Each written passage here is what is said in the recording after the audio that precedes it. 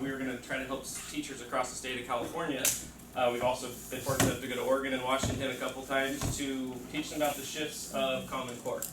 The next year they added 88, and Berta was part of that group, and they just re-upped the ILC, so if you're interested, there'll be actually an application going out here shortly if you're interested in joining, and you can talk to any of us by email, or you'll have our contact information if you're interested in that another day. Yes. So in the room here, we also have Steve Thornton, who is our MIC coordinator for Madera Unified. That is Madera Induction Consortium. Did I get that right? You did. Yes. And so they have supported our efforts today as well, and Muta, who will also be providing your dinner tonight. So we'll talk a little bit about the dinner in a minute. We also have Dion Burns, who is in the other room. We have two sessions going on today. We have an elementary session and we have a secondary session.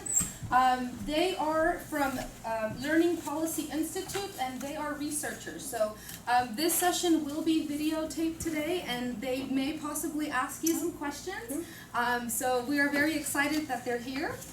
We also have Rachel Lotan, who is right over here, and she is a retired professor at Stanford. She is also from Learning Policy Institute. And we also have Hans Herman, who is also a researcher and policy intern from Learning Policy Institute. So we're very excited for this professional development. Did I miss anyone? Oh, and Amanda, we mentioned Amanda Wade. She's part of the ILC also. Make sure she gets her due as well. It's been a really good 3 years, and hopefully continuing to do well. Okay, so how do I move this? Where do I point? It's not going. Okay, so just a couple of housekeeping items. The restrooms, if you exit this door, they're towards the end, just walk all the way towards the cafeteria and you'll find the restrooms there. Feel free to get up and use the restrooms. If you have a personal phone call, you are welcome to step outside and take that. We want to make sure that you are present physically and mentally as much as possible so that you can make this a productive evening.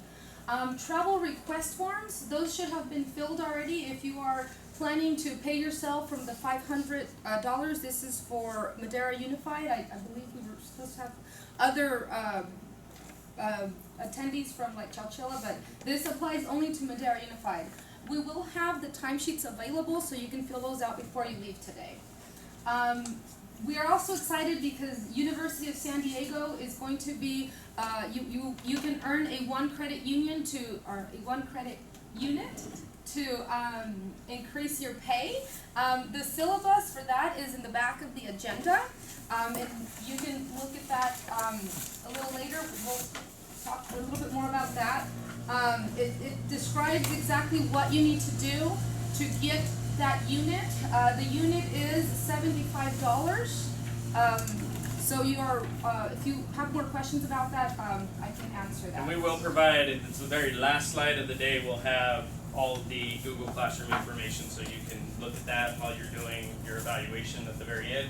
You can bring it up right then and have, there is a elementary and a secondary, so just make sure you are reading the right article and answering the correct questions for your level. So we'll go over that. So we're excited because this is a great opportunity for you new people, because I was there at one point as Jacob was, and we wanted to, rank up the unit. So we're going to have a working dinner at about 5:45.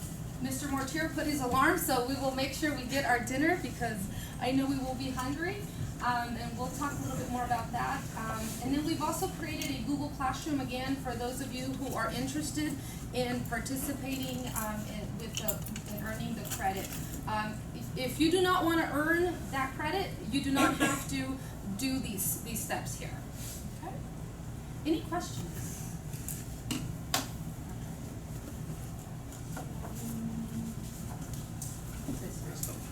Okay, you have this green sheet of paper in front of you. It's titled Shifting Gears in Lesson Instruction. So what we would like for you to do right now is a little bit of reflection. We would like for you to describe a lesson you plan to teach in the next couple of weeks. And then list 2 questions you will ask in this lesson. Here at TSA, because I know we have a couple of those, possibly a lesson you're going to help another teacher with, possibly one you might be presenting to your staff, just something that you may be using coming up in the next week.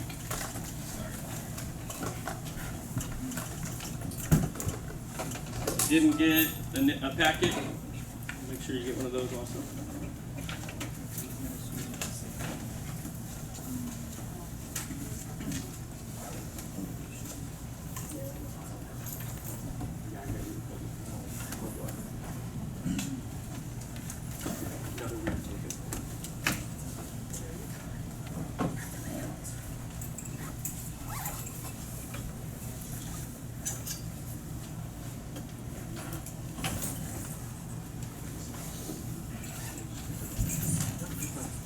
So we can keep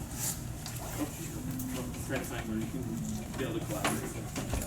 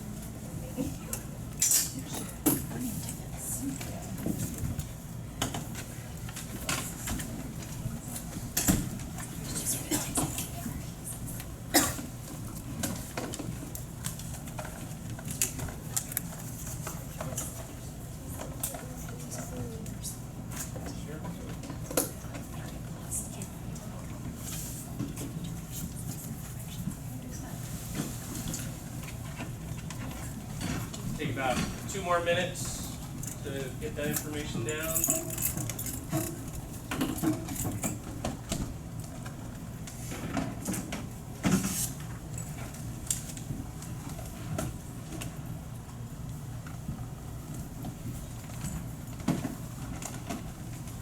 Don't worry, we will not be grading your lesson plan, so don't worry.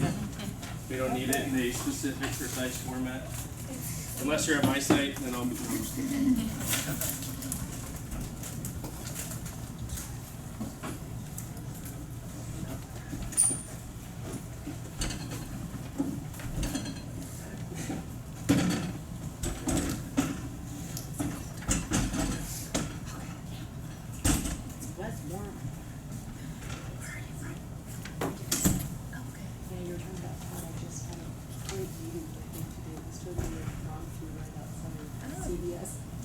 Doesn't have to be perfect. And don't worry about that bottom piece yet. Sorry, just the top, the lesson plan. I know some of you went ahead on that, but that's not necessary this time.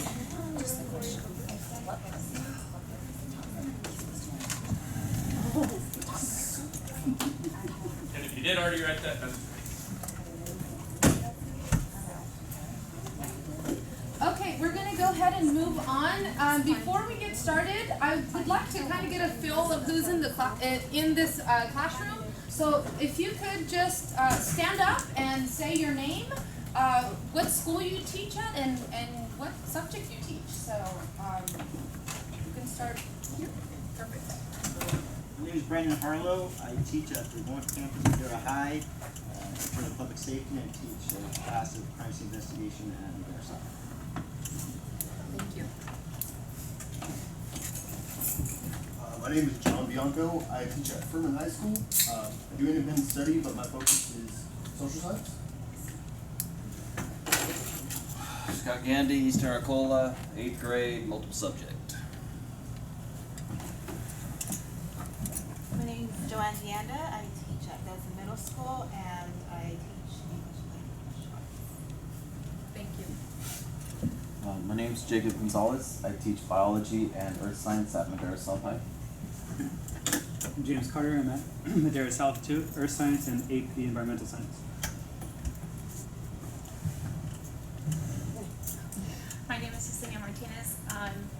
Madera High, teaching geometry. Thank you.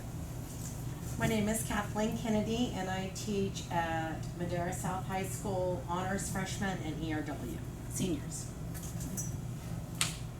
9 to 12. Yes, they gave me the range. Typically seniors, now I've got the freshmen. Right over here. I must have done something to deserve My name is Kim Bunch, and I teach English Language Arts at 7th grade at Martin Luther King. My name is Megan Sullivan. I teach ELA and ELD at Keene Middle School. Yeah, which middle school? Okay. Oh. Okay. I'm Veronica Carrillo. I teach 7th and 8th grade science, also at Enoch Middle School. I'm Jennifer Boomden. I'm at Denison Middle School. I'm the ELD coach, and these are my bosses right here.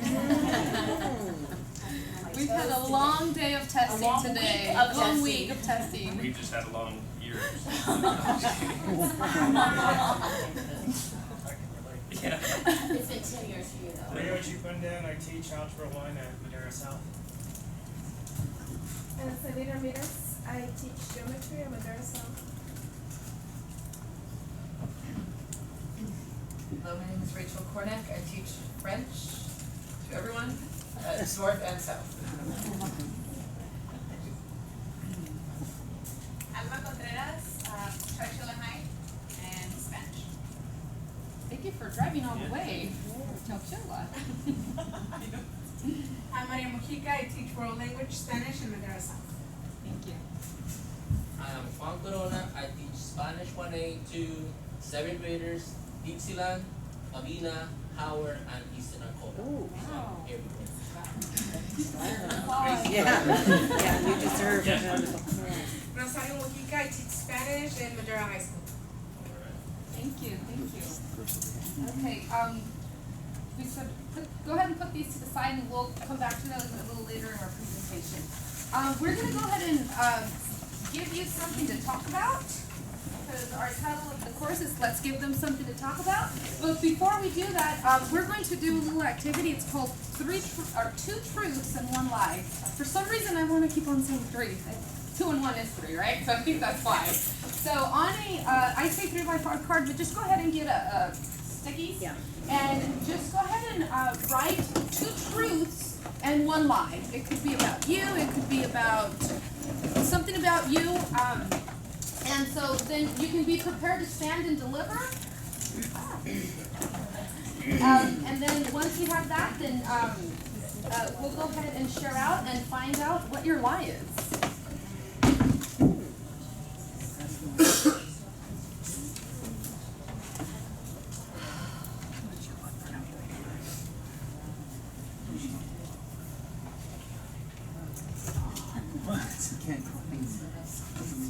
You can't use one of my truths as a lie.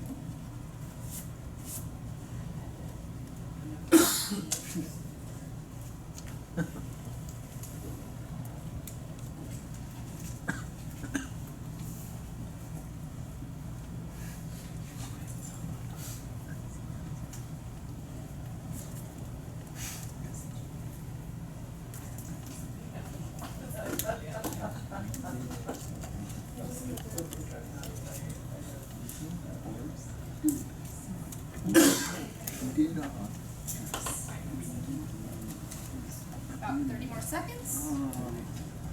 Maybe next minute. A minute. You got it. Line's hard. I know, right? We're not comfortable with boundaries of I lying. know. If we were, we'd be like, I know. I'm going to work tomorrow? Right. I'm really not.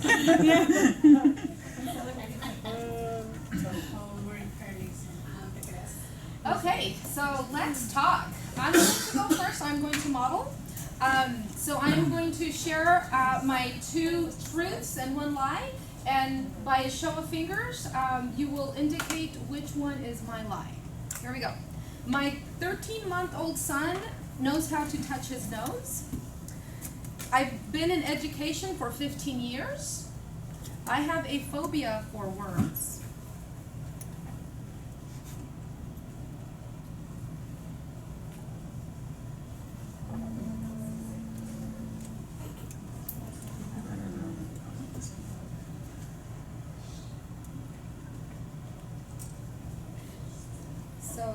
So my lie is number 2. I've been in education for 16 years. I started teaching with an internship at age 20. I just turned 22. So I was fairly young. And I'm still here, so I'm probably doing something right. So let's go ahead and have a volunteer. Go for it. I ran every afternoon. I was born in Oregon and I live in Madera. So I ran every afternoon. I was born in Oregon and I live in Madera.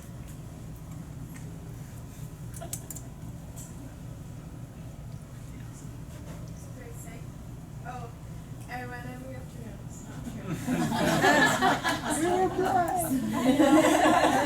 We know your pain. We know. Do you run? Go ahead and choose one more volunteer, and then we'll just go ahead and continue this throughout the evening. So don't lose your 2 truths and 1 lie. Pick me.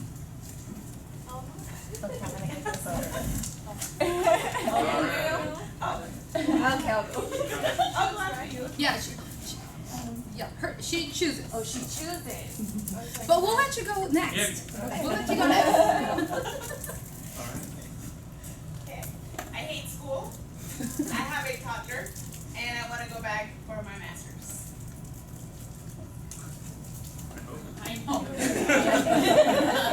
tell on me. Yeah, see? Don't tell on me. Yeah.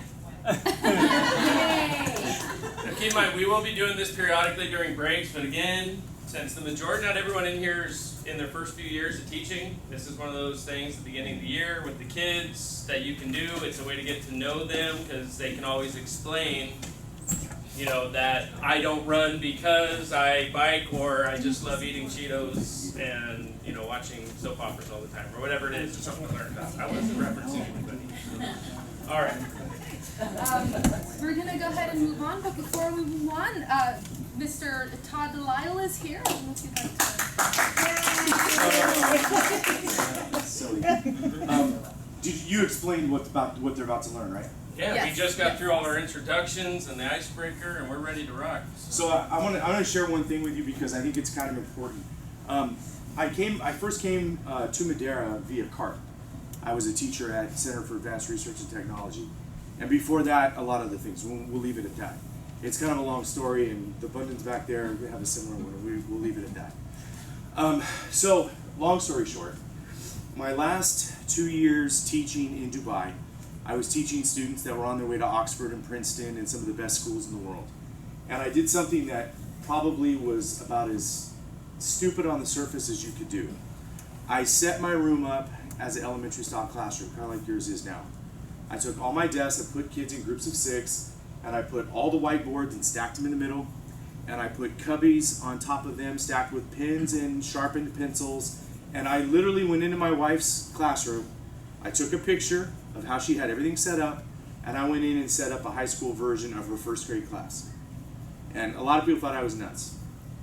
I gambled on a concept, or an educational philosophy called constructivism. So here's the thing about this term. When I first mentioned it in Madera Unified, people looked at me like, you just made that up. I'm not making up that term. It's an educational philosophy based on the work of a Russian psychologist, educational psychologist named Vygotsky. What's interesting about it is, the underpinnings of it all is that human beings have been learning long before classrooms were ever invented. Long before they had access to books and the printed word, Like long before we even had an alphabet, people were building monuments that still exist today. They were doing that because they collaborated and they were able to work together.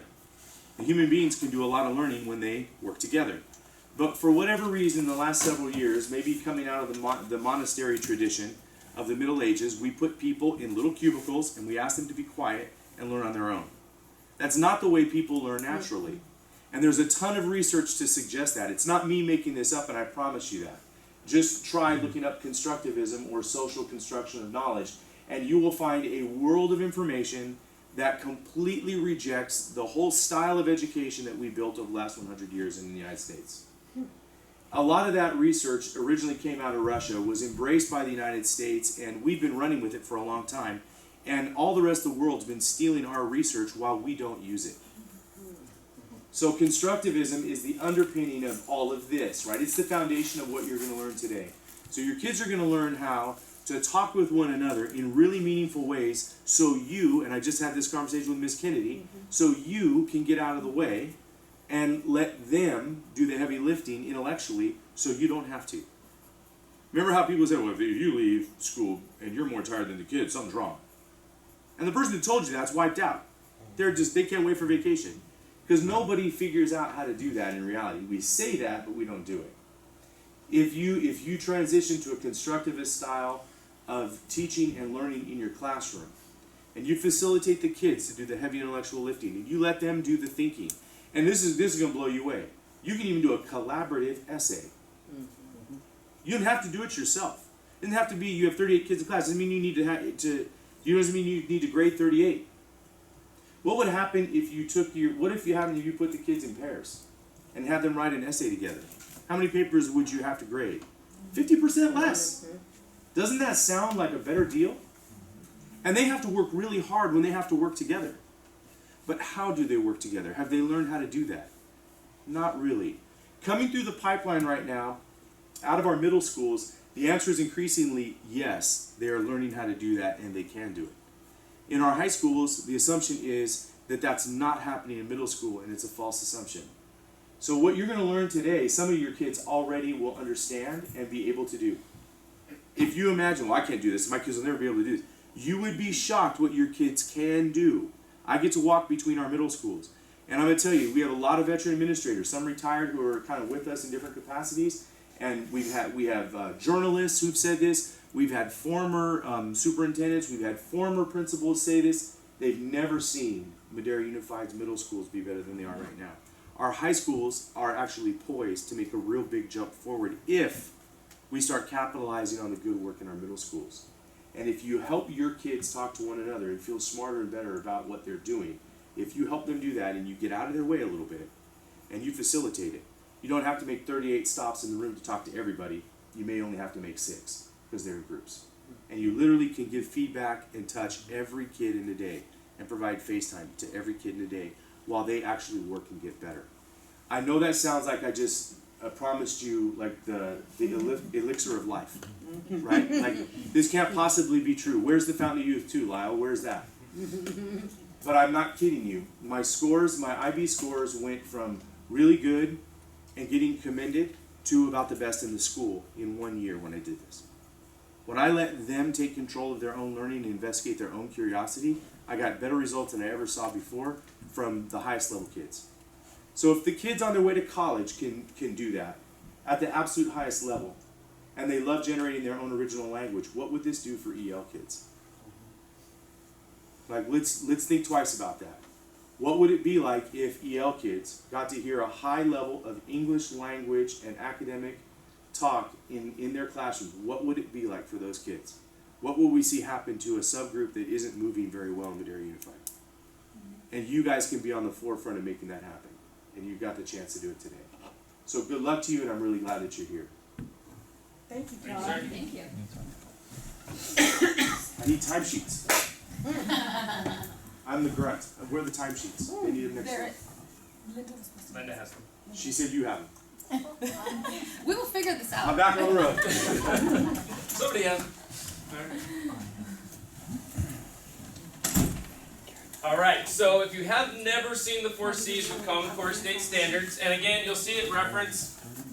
Linda Tolliday and I have been doing this presentation this is now going on our 3rd year, and we modified, changed a few things, so now hopefully you know it's California State Standards. It's not, that encompasses ELA, math, NGSS. So this is an original slide, but the 4 C's encompass everything we're going to be talking about today. Right? Critical thinking, communication, collaboration, creativity. It all stems from students being able to talk to each other, talk to you, but at an academic level. Right? So if you haven't seen this, and although one person disagrees with us sharing this PowerPoint with you, they're not in this room, so we'll share it with you. And since I was one of the original authors, I can do that. So we'll share this with you, so any slides you see, if you want to use them, print them, they'll be yours. At the very end, which we'll get to, all these, and there's one on each individual slide, so you can utilize that in your classroom also, but we'll get to that. But this is the foundation for what drives Common Core. All right? Yeah, the clicker switch. Yeah. You go to shifts? Okay, so we have ELA shifts and math shifts. If you look at our ELA shifts in terms of Common Core, number 1, informational text, building knowledge through content-rich nonfiction.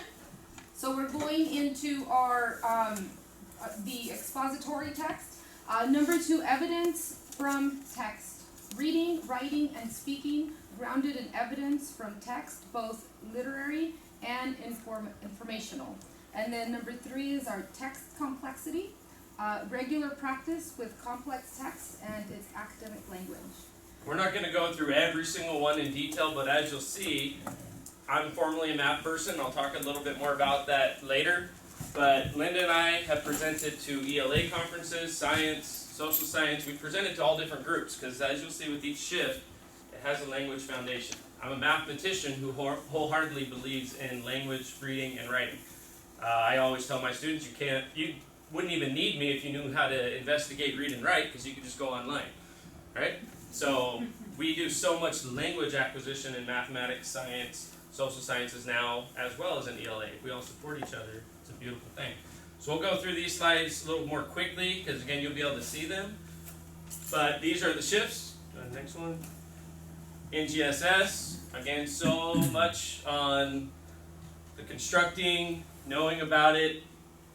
There's arguing from evidence piece. It's all about communication. And the social science framework, which hasn't been out too long. Okay. Gathering, evaluating resources. It's still all about that communication piece. So this is what we want to get you a feel for. Now I know there's a couple people in the room who have done this, so don't cheat. You're not allowed to. But on your desks or on the tables, work together. Before you start, inside we have all of the 8 mathematical practices, the habits of mind for ELA, the practices for science. They're all in here. Now we kind of did a little bit different where we gave you little labels if it helps you. But what we'd like you to do with your partners is separate them with the little strips of paper that are inside into the math practices, the ELA, and the science. All right? And we're going to give you about 3, maybe 4 minutes to do that. See how well you know the practices.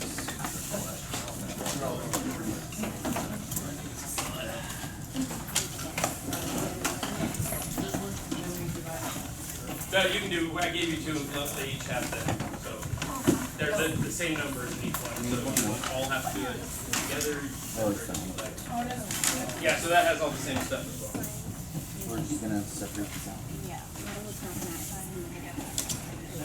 And if a whole table wants to work together, that's fine. If you want to split it up, I put 2 on each table, so it's totally up to you.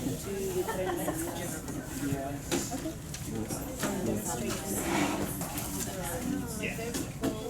No, it's science. Reasoning, that wouldn't be. Maybe both of these, but I'm not sure.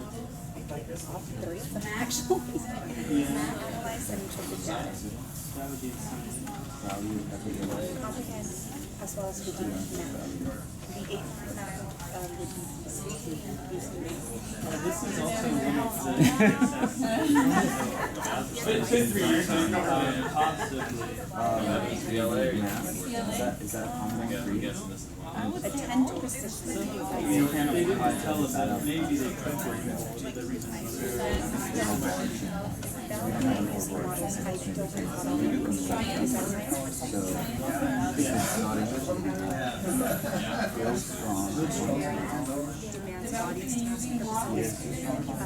Give you about 1 more minute.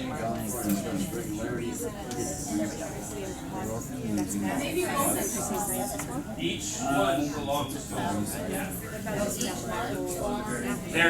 there are the ones for math, the ones for ELA, and the ones for science.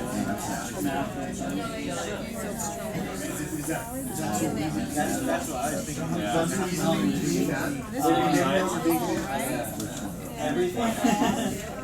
Do we choose this fifth part all? The recognize, and I'm a math person, so I know there are 8 math subjects. 14-year-old drum.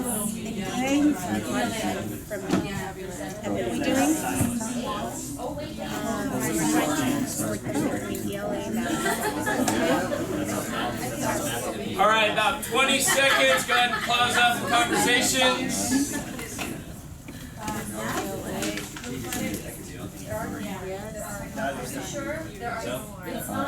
It's not lighting up, right?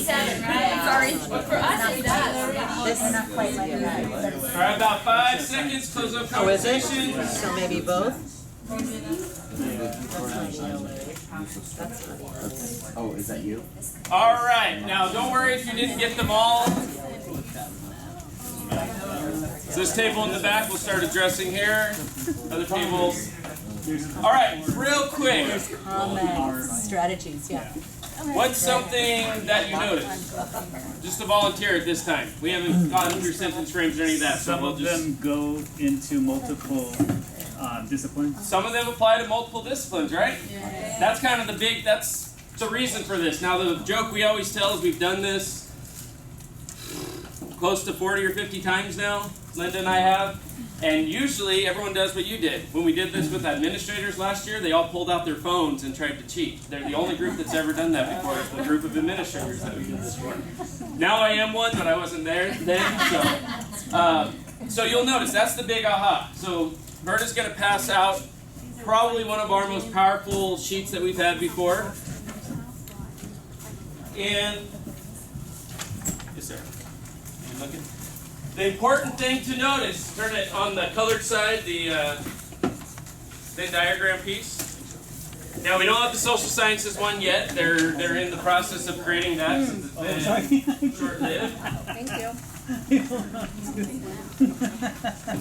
But if you notice, the big piece, the important piece, reason why we do this is not just to build the foundation for why communication and talk is so important, but that it's so important all across the way. We're secondary, unless you're from one of the country schools. Just imagine if your kids were talking at an academic level in first period, they go into second, and they're still at that level, they go into third, fourth, fifth, sixth. And every single period, even in PE, even in their electives, whatever it is, just imagine if that was the consistency. Because they recognize that I'm not just a math teacher anymore. I have to teach language. Right? And as I tell people in math, it has its own language. I don't believe that there's a special group of ELs. I believe everyone is an EL when they come into math, science especially, because there's words that I'll do it just to irritate my wife sometimes. I'll just start speaking gibberish and she doesn't know if they're real words or not. I say, oh, it's all math, don't worry about it. And she, gets annoyed. But that's kind of what I do. So this is something for you to hold on to. Make a poster of it. Put it up so that your kids recognize, especially math, I get it all the time, why are we learning English? Because we're learning the language of math. Why do we have to talk this way? Because that's the only way you can convey your message. And I had this up in my room back when I was teaching it, and I would reference it all the time. This is why. Because you got to learn it everywhere you go. Do you have something to add? Nope. Oh. All right. So claims, again, if you're not familiar with the claims, That's not this session, but there are many others that can go into it. But these are the claims. This is what a lot of SBAC is based off of for scores. So you notice speaking and listening, ELA claim.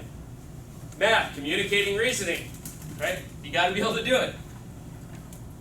This is a piece, again, I'm a secondary person. I like to know why I'm about to learn something or why I'm doing something. If you have not done the research or read about John Hattie's work, I highly recommend it. But what he does in a nutshell is he ranks activities and practices that go on in a classroom and said the closer it is to a 1, the higher effect it actually has on a student's learning. All these are some things that we can't really control in our classrooms, but Hattie said classroom discussion has an effect size of 0.9, which can almost lift a kid, if you do it properly, almost 2 grade levels. If you allow, just like Mr. Lyle shared, if you allow them to talk and you shut your mouth, they're going to learn. But of course, you have to provide the guidance, and that's what we're going to be going over with you today. Okay? The first half is all about the foundation, and the second half will actually be letting you get into practice of how to do that. Okay? So again, highly recommend John Hattie's work. It's all this research that shows why students need to be taught. And a big one, Mr. Lyle will like this, I'm only going to say because he's in the room, but homework has like a 0.025 effect size. Homework just really doesn't help kids if not done properly, and we don't do it properly. P.S. That means it's not good. Yeah, that's bad. That means it's almost a negative effect on their learning is giving them homework. So keep that in mind. All right. Now, because I usually like to torture people, I would actually normally have popsicle sticks just like I do in the classroom, and I would call on you randomly. But since I didn't know everyone that was going to be here, I decided to be nice. So can I get a volunteer, please, to read this? Otherwise, I'll pick on you. Since I only know about 7 people in the room, you'll know who I'll pick on. Yes, go for it. Language has made possible man's progress from animality to civilization. Now, I come from high school and middle school the last 5 years, and I always say the animality, that's that grunt stage. Middle school kids come in, how are you doing? How was your day? Will you read this for me? That's the animality. We got to get them to civilization. Well, in my opinion, I believe that, and yes, they can do it. First year I brought this into my classroom, my first period class, 19 students who did not speak a word of English. By the end of the year, they outperformed everybody else in the entire school. And the good and bad, they used to say, we like coming to your class, Mr. Mortier, because you let us talk. First period, and they went through the rest of the day, and they said the teacher never called on me. They never asked me a question, because they have a pacing guide, and they got to do it and got to get to the next piece, but we didn't learn anything. Wait, did you just say that the kids want to talk? Absolutely. Really, kids want to talk? Yeah, middle school. I didn't. So wait a minute. So what you did was you took their natural desire to talk and communicate, and you hijacked it, and you used it for your purposes. Beautiful thing. I'm really good at manipulation. You know that. How about that? And that's why I use the Aldous Huxley quote. Absolutely. All of us literary nerds in the room know that. And that's one of my favorites because I tell the kids when I was still in the classroom. It was only 2 years ago. I was still teaching in the classroom, became a TSA, now vice principal. But this is, even now when I meet with kids for discipline. What did you do? Nothing. Well, actually, can you describe that for me? And I actually have my sentence frames that I will present out to them in my discipline file.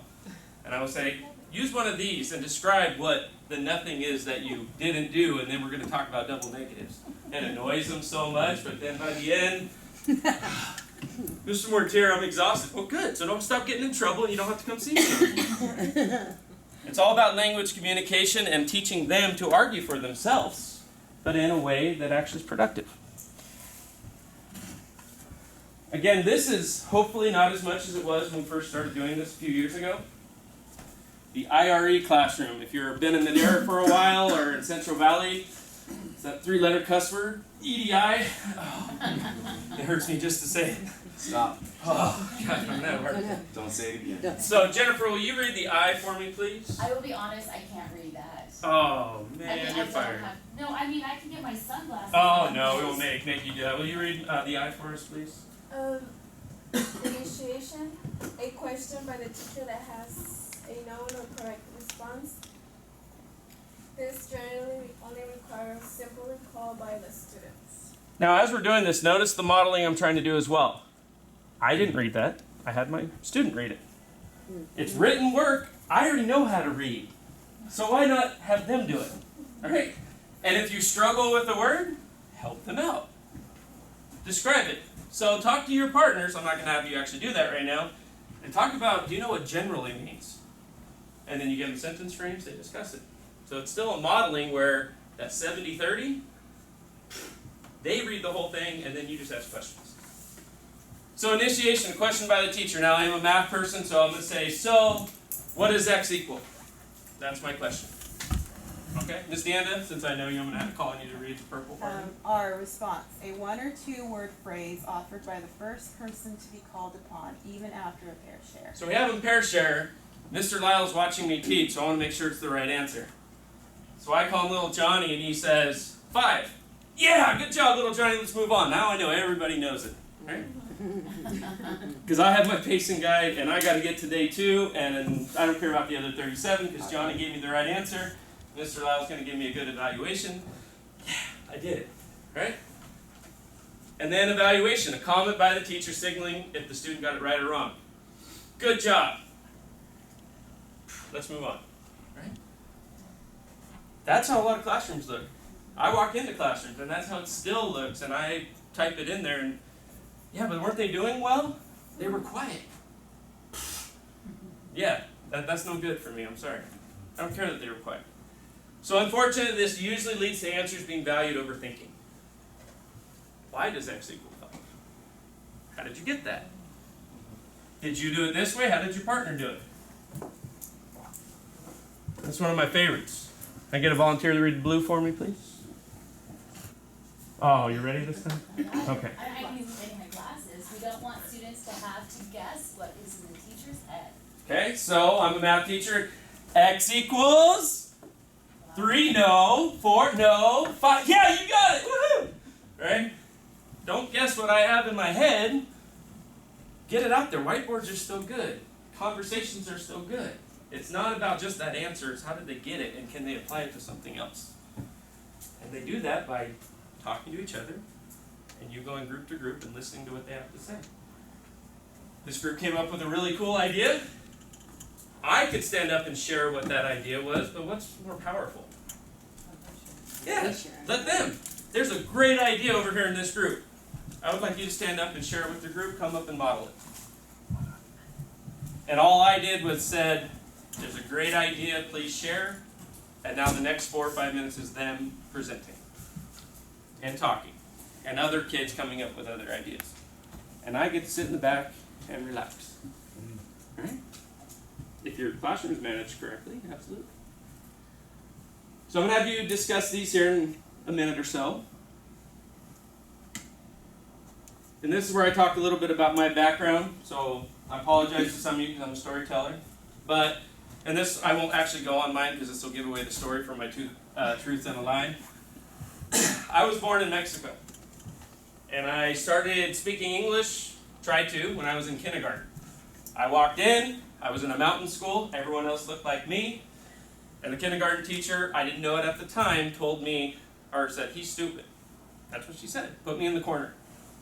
Because I'm white, like everybody else, didn't know that I didn't speak English. My brothers and sisters did, because they lived with my mom. I didn't. So, I sat in the corner pretty much all of kindergarten year. And they gave me little coloring books and things like that. But it wasn't until 1st grade that I had a teacher who actually sat me down and worked with me. She didn't speak Spanish, but she worked with me. And I got to start talking. I was an EL, and I actually got to talk and got to learn through conversation. Found out I was decent at math because they gave me a chance to express myself, not label me and say I'm too busy for you. I am here now because of Mrs. Waite, who was a 1st grade teacher at Pine Ridge Elementary, if you know where that is, up in the hills. She changed my life, and she's the reason why I got into education. Because I was never going to label these kids as stupid. I was going to find out what they actually knew. That was going to be by listening, shutting my mouth. Okay. Are students developing a sense of learning beyond the standards? Can they take what you're learning in math and apply it to English? Can they take what they're doing in English and apply it to PE? You think about that.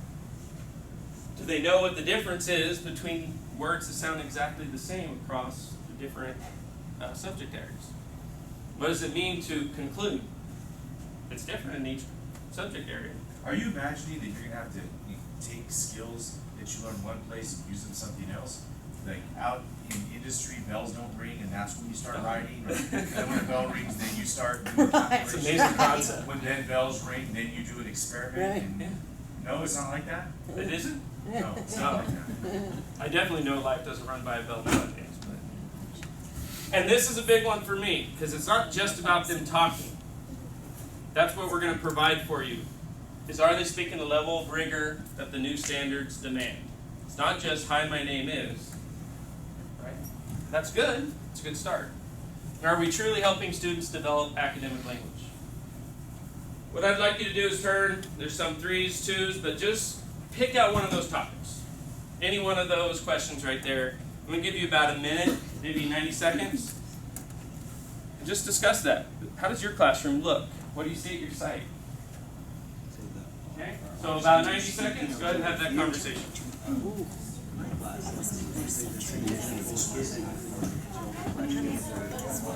Yeah, I don't do a whole lot of conversation classes because we have the lower end of the freshmen and more about management. It's So we're always focused on getting that. we discussed it with the board last Before night. actually graduating. Yes. More group I really like that same question. The EL specialist being lost. I teach a co-lab bio, and I have a really smart group, and I have my sped students that need guided. And so there are days where the class is just picking up so well, and then I don't want to lose it. About 15 seconds, use that conversation. And sped just lose a little bit of it because they just kind of shut down. There's no way to get them going, you know, like a full labs. I'm going to bring you back up here in 5, 4, 3, 2, 1. Oh, almost. See? That's another thing you got to teach the kids. Attention signals. That's another presentation too, but you got to learn your attention signals. All right, just a few. Any volunteers that would like to share what they were discussing with their group? Just like kids, that's why I have random selectors, because they talk, and then they don't want to share. Yes, ma'am. I tend to go to some classes and I see that not all of the students are speaking, so I'm looking at number 1, specifically the ones in the choose. You know, when I do talk to the teachers, they'll say, well, they're not ready yet. And we think about the ELD principles for Madera Unified, and one is to push them to the higher level, to get them out of their comfort zone. The more we do that, the earlier we do that, the earlier their test scores are going to go up. So that's my 2 cents. Absolutely. Anyone like to follow up with that or add with another question? Another statement? Yes. I think a couple of us were talking about the pacing that you were talking about earlier, that kind of pressure that we feel sometimes at the sites to, run through your pacing. And I feel like some of the kids are feeling, like I'm feeling like some of the kids are being left out because of that. And you're talking about kind of throwing that aside a little bit. And I feel that many days that I want to throw my pacing aside, but you still have your admin and other people kind of, not necessarily, well, you know what I'm talking about.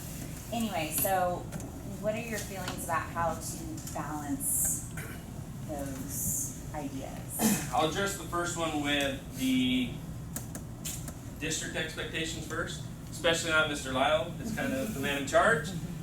And Linda and I actually did the training for admin last year about the shifts of evaluation. Some of them are a little more reluctant to shift than others. But the reason the evaluation criteria is so different for the walkthroughs is because of this. It's because we want it slowed down. We want to actually know what kids know, not move on. I oversee ELA and math at my site, and they turn in pacing guides to me, and I never look at them because I say I don't care. I want to know what the kids are learning, and I want to make sure, here's your target. You're the professional, figure out how to get there. There's, I would say probably about 10% administrators that are on that right now, but it's shifting the other way, especially because we have a new wave of district office personnel that are more in tune with the expectations, what the data says. It is shifting that. The hardest part, especially if you're a newer teacher, is getting, and I understand, getting some of the veteran teachers to latch on because they were so whipped into shape through EDI. See, every time I say that, it makes me cringe. But it's coming, and I would definitely highly recommend have that conversation with your administrator and say, I want to do this and this is why. And if they don't want to listen to you, say, I know this guy named Mr. Lyle who would love to talk to you about the data. And Mr. Lyle will probably send me because I'm the one who presents all the data to all the administrators. So don't be afraid to, or if you're new, ask your department lead to do that. And then, but we definitely, pacing is detrimental. For math people, Joe Bowler's work, if you ever listen to Joe Bowler, the pacing guide is the worst thing that's happened to education in the last 20 years. And I completely agree with that. And we have Miss Deanda in here who I've talked with before, and I don't care. Just tell me what the kids are going to learn and how you know. And that's hard, because evaluation, what are you looking for? I want to see learning. I want to see what you do when they don't get it. I want to see what you do when they do get it. It goes back to the DeFore model, if you don't know the DeFores, with the PLC principles. What do you do to teach them? What do you do if they don't get it? What do you do if they do get it? And again, a big one for me, all students are language learners. In my mind, there's no such thing as an EO. I don't believe in that. No one that goes into calculus as a junior or senior is an EO. When you start talking about things like integration, and you go into higher level differential equations, abstract algebra, yeah, I don't even know what you're talking about. Neither do they. So we better teach them. And it's our responsibility to teach them that. One of the worst comments I ever heard from a middle school teacher at one of my previous sites, I teach science, not language. And I just about lost it. I'd like to add to that. Yes, ma'am. One of my colleagues, my next door neighbor, he said, because they threw him a new grade, and he says, doesn't matter about the grade, he says, I teach kids. Yeah, that's all you need. Didn't matter the subject, the grade, anything. You know, he just was like, I teach kids. If you love the kids, right? you're gonna find a way. That's beautiful. I'm gonna use that. Yeah. We got about 10 minutes till we're gonna break for our dinner time. Again, I told you the first half is all about the foundation so that we can actually do the practices. We gotta recognize that our kids are riding tricycles right now. Okay? But what we want them to do is scale a mountain on a 21 speed. So we can't tell them, and the story I used to tell when my son was younger, my oldest, he's 11 now, was about him riding a bike. But now it's changed because I have 10-month-old twin boys. And watching them go through the process all over again with all my other kids, see them go from rolling over to now they're crawling, they're holding themselves up, and before I came here, my wife sent me a picture of one of the two twins standing like this, like celebrating, not holding on to anything, first time. Right? Those are amazing things, but the part that we have to remember is the first thing we have to do is hold them. The next thing we have to allow them to venture away from our hold and allow them to move a little bit on their back, let them wiggle. Celebrate when they go from back to stomach. You celebrate when that kid uses their first complete sentence without help. Not just good job, but that was amazing. Now let's string a few more of those together. Celebrate when they're standing on their own, but recognize that eventually we want them, what I always say, walking with their spouse down the aisle or something like that. So I have a 5-year-old just turned 5, and I don't want her to ever get married, but my boys, it's fine. She's 5 going on 15, drives me crazy, just like her mother, but I love them both. Anyway, so we can't expect them to jump on a mountain bike and ride, but that's what we do. We sit them in a group and say, go. And they go, yeah, you know what, I'm going to go to the principal's office, right? And I get that all the time. Well, what were you doing? Nothing. That's the problem.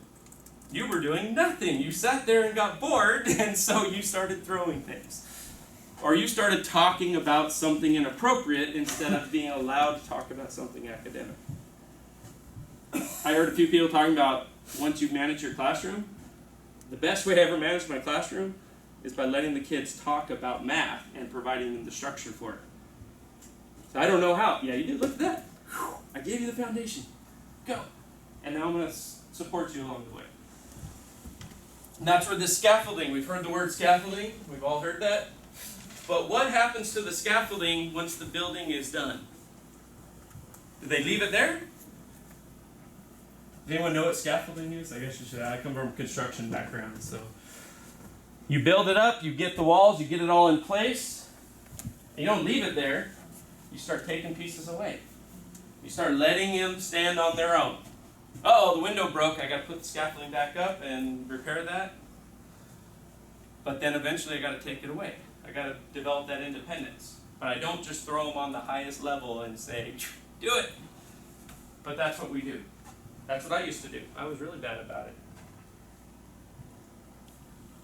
So starting off, we're in March, and I can tell just by the looks, and I've done this enough, this is going to be really good in August, right? This starts tomorrow. Okay? In some way, we're going to give you some of that to take back to your classroom to do tomorrow. Because in my mind, we have 2.5 months till school ends.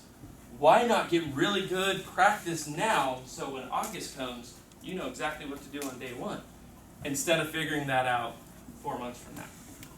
Go in and take that first step and get your kids confident, start building it, take your classroom back, and just imagine if we allow for these clumsy attempts and we say, that's okay. Here's an example of something to do instead. Instead of, why aren't you responding? Get out of my class. Right? And I do get that all day long. What were you doing? Nothing. That's the problem. The last piece I'm going to cover before we give you a little example, a little project, is about a talk-safe classroom. Okay, creating talk-safe classrooms. You got to make sure those kids are comfortable with the expectation. You're allowed to talk as long as it's on topic, you're talking about math, you're using sentence frames. I think of it like a respect agreement. I'm not going to go up and say, these are the rules for talking in my classroom. I'm going to do academic talk for them to discover and decide how they're going to talk. Let the kids come up with it. Students engage in how they feel comfortable to speak. I'm going to come talk. You're not talking. What would make you comfortable to talk in this classroom? I'm going to go write that down. Ask them. Pull them off to the side when the class is over. Do whatever it is. Teacher's responsibility. Ideas are not ridiculed. You suck. No, that's not okay. Right? And we hear that all the time. You recognize that what they say is valued. That's a great idea. What if we looked at it this way? Not no. I mean, that's one of my, I hate that word. All right. This is one of those that I'd love for you to talk with me more because it is an individual thing. I could show you as a group, but it's more your personality. There are a couple examples. This is a second grade example. We agreed to. All the kids put their handprints on it. They take ownership of it.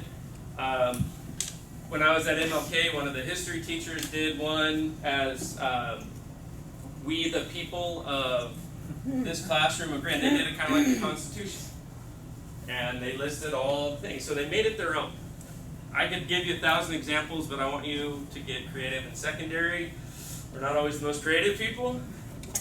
I have a first grade wife. Not first grade wife, she teaches first grade. And she kind of helped me get mine going. Okay? Talk to those elementary people. They have a lot of ideas that we don't even think about because they're more creative than we are. They just are. I'm not going to deny that. Participation protocols. Again, this is a great, when we send out the slides to you, make this into a poster and go over it with them. Look at your partner. Lean towards your partner. Lower your voice. If you do voice levels, there's all different ways. And listen. And what a great thing to have up on the wall, and when these kids aren't doing it, say, hey, what does number 2 say?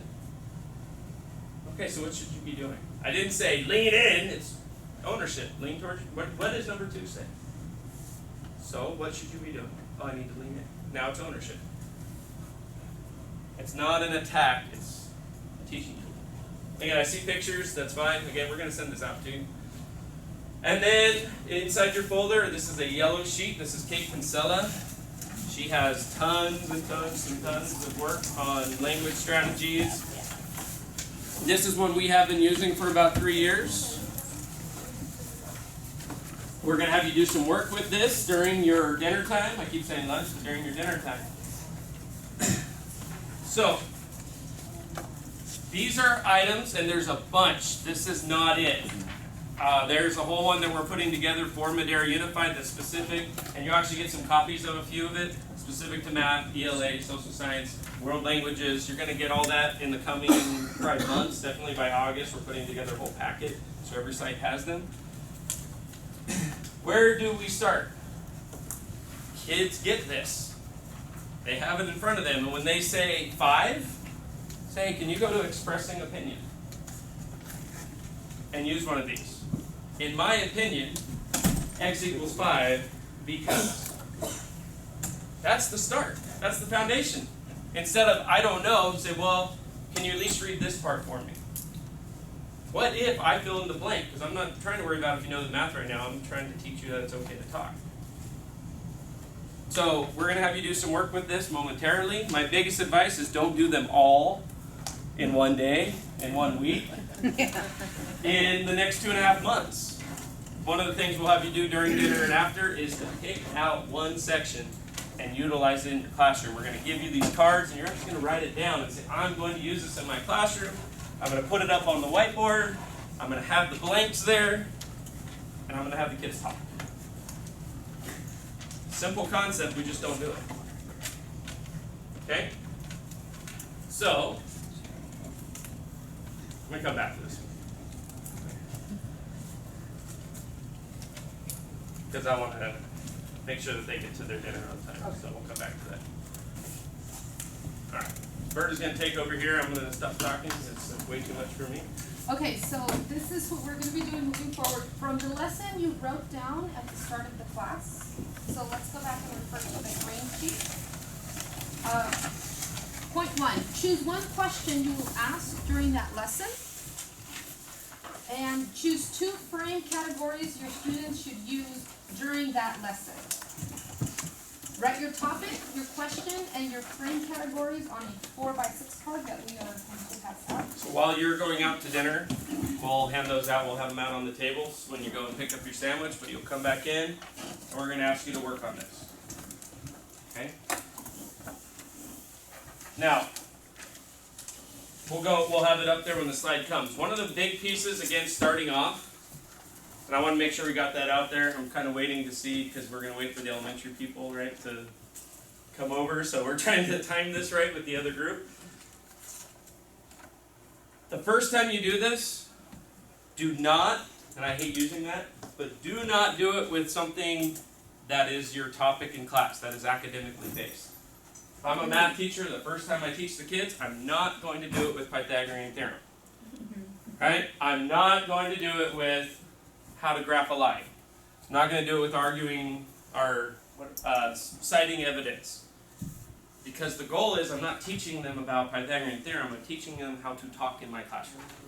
So you give them a topic that's easy, that has so many answers that it doesn't matter what they come up with. Okay, that's the key. The only way this works, when I used to work with teachers at King a few times, I'd go in and I tried this, I gave them frames, I did all this, and they still wouldn't do it. Yeah, you're asking them to do new content knowledge with new expectations. They don't work. Okay? So, until we hear from the elementary folks, and we'll go over and see where they're at, find an oval partner. We're going to show you a picture. It's random. Okay? The goal is that none of you really come up with the same response. That's what's really cool. How many math people are in here?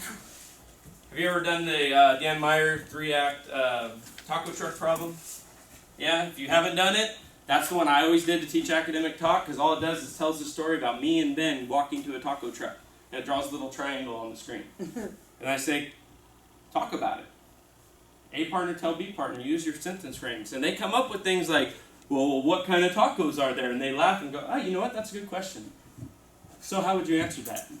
Well, in my opinion, I think they're asada tacos because I don't care that tacos have nothing to do with the math problem. I care that they're speaking and they're learning the expectations in the classroom. Okay? And then they come up with some really cool things. Well, I think this one's going to go slower because he's walking on the sand. What do you mean by that? Well, it's hot. He's tired. They don't even realize that they're doing it. That's how you know you picked something out really well. Are they? Okay. So we'll have you take a look at this picture. Okay. One of you will respond to the following picture by offering an opinion using one of the expressing an opinion. So that's the very top left one.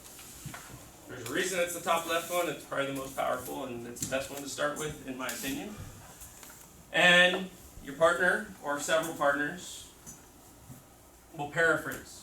Now, if you're in your classroom, you have your A's, your B's, whoever has the shortest hair goes first. Whatever it is that you have set up, so many ways. Talk to your TSAs, your admin, whoever, myself, Ms. Cisneros, about how you do your partner shares.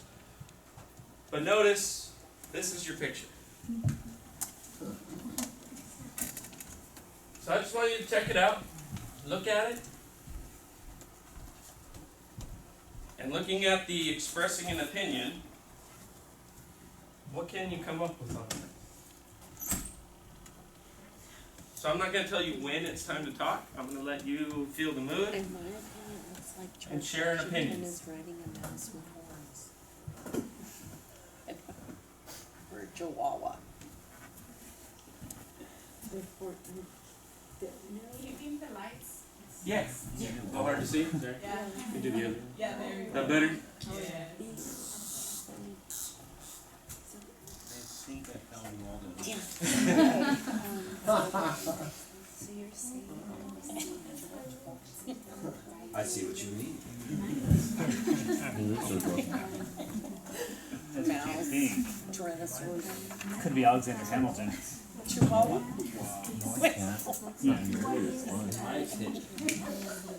Aaron Burr. I think I'd always up for stuff. We're supposed to be coming up with opinions and then paraphrasing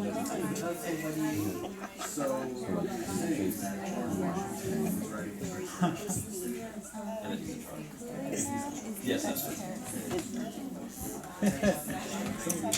Please don't ask me to explain that again. Wait a minute. Paraphrase. So you are saying that the Kool-Aid Man is better than Daddy? I don't know. I don't know who that guy is. What would you say? It's paraphrasing. Maybe not. No, we do.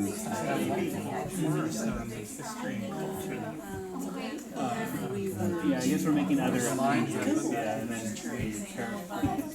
We offer an opinion and someone else paraphrases. Would you want to share? Yeah.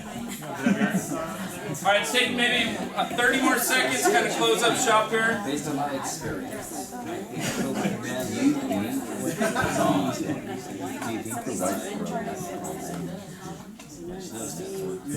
Fighting somebody who's I think it has a bit in it. All right, let's go ahead and close up conversations here. And I've asked Maria to share with the group what she came up with. So Maria, if you could share what you were discussing with your group, please. In my opinion, this piece of art is based on the American pop culture of a lot of our students in the classroom. Most of them know about dinosaurs. They know who the Kool-Aid symbol is. A lot of them are interested in Star Wars, which I see is the R2-D2 in the top right-hand corner. I also saw Osama bin Laden, so a lot of them know who he is and why he was or is important. Also Waldo, we all saw Waldo, and they are all interested in that because when they were little, they talked about him and George Washington. He's riding the I'm not sure what kind of dinosaur that is. Triceratops. My favorite dinosaur. But a lot of them know he's like one of our founding fathers. He's the first president. He is important to the American culture, and to them, a lot of our history is here too in pop, just like our pop culture. So notice, now we're adult learners, so she extended our thinking. Would that happen the first time in our classroom? So what if our student just said, I think that this is about popular culture? I know that's a little higher than maybe a 7th grader might go into, but what would you do as a teacher as you're trying to help them learn how to talk? Why do you think? Well, you explain why you feel that way. Okay? Elaborate. So one of the things that I say the most powerful word in academic talk, make sure this was Wow. So if a kid says, I think that this is about popular culture, what can you add? And they keep going, they might keep talking, say, all I want you to do is say that same thing and add this. Okay? I did a really cool thing with my class the last year I was in the room, and I gave them a challenge. I said, and it was this picture, and I said, I want you to use all 3 in one sentence. And it was cool, because I think that this is about popular culture, because in my opinion, based on my experience of what Kool-Aid Man is, and it was really neat, but this is the end, this was May, I've been working with them all year long on this, but that was their challenge. That's one of those May classrooms, every time you see a presentation, oh man, my classroom's never going to look like that. You're going into a September classroom tomorrow, because you're doing something brand new. So start them here. I think that this is about, what if they don't, dinosaurs. Keep going. Use the frame. I think this is about dinosaurs. Okay? Do it again. I think this is about dinosaurs because there's a dinosaur on there. Hey, you know what? Tell your partners. Anyone know what kind of dinosaur that is? Alright? Something simple like that just to spark that conversation and let them know it's okay. It's safe to talk in here. Alright, anyone that had a different opinion than Maria? Everyone thought it was about popular culture? I would like to add something. Absolutely. As I see you guys at your initial expression, and as I saw you guys dialogue, I noticed some of you get a little uncomfortable, and that's okay. If you are not used to using these frames on a daily basis, you're going to feel that way.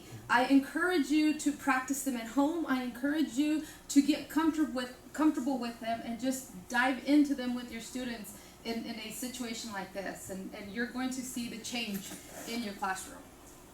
I'd like to say, what would happen if we did the same thing, they didn't have this, and all I told them, because they have no visual, and I just said, tell me what this picture means. And that's it. Crickets, right? But just think how much more powerful if you say, what I'd like you to do is use, in my opinion, write it down, let them say it.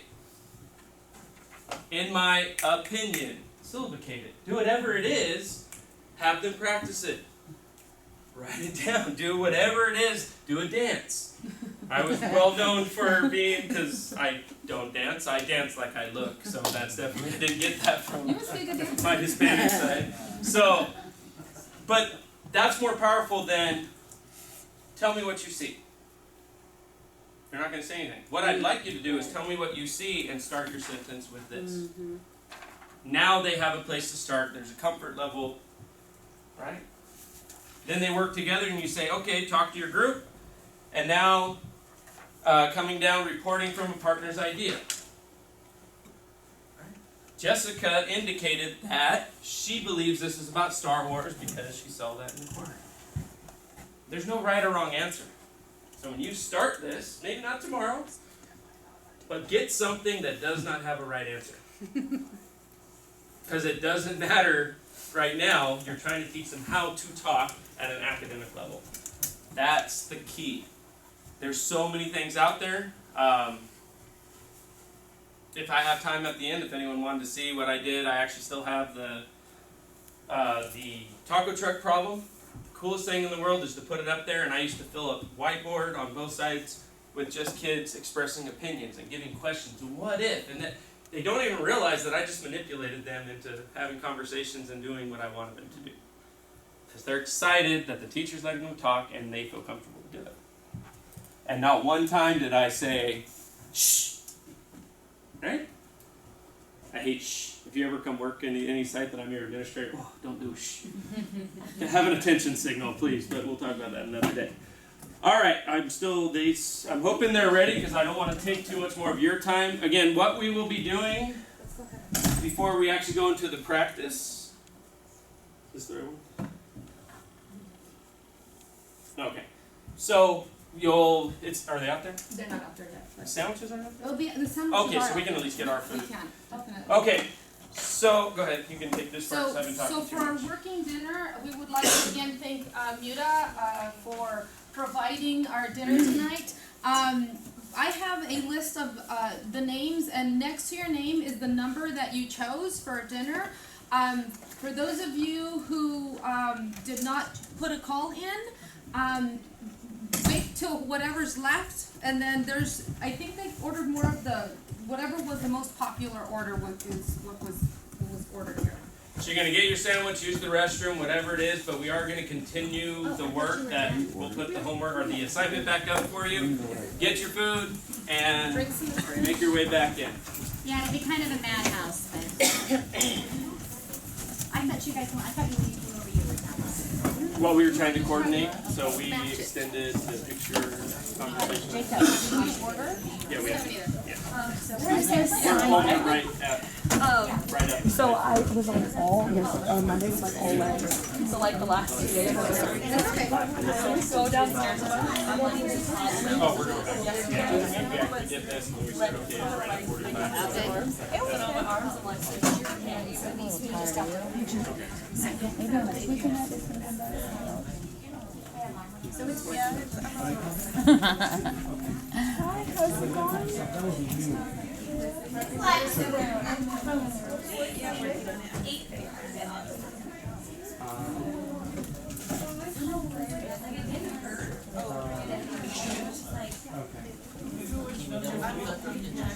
Yeah, where's your The list? list is over here. There's a list in there. What's his name? Yeah, I just didn't know if this is what way you So we'll find out. it seemed like I kind of had to introduce it or even into it. Yeah. Oh, sorry.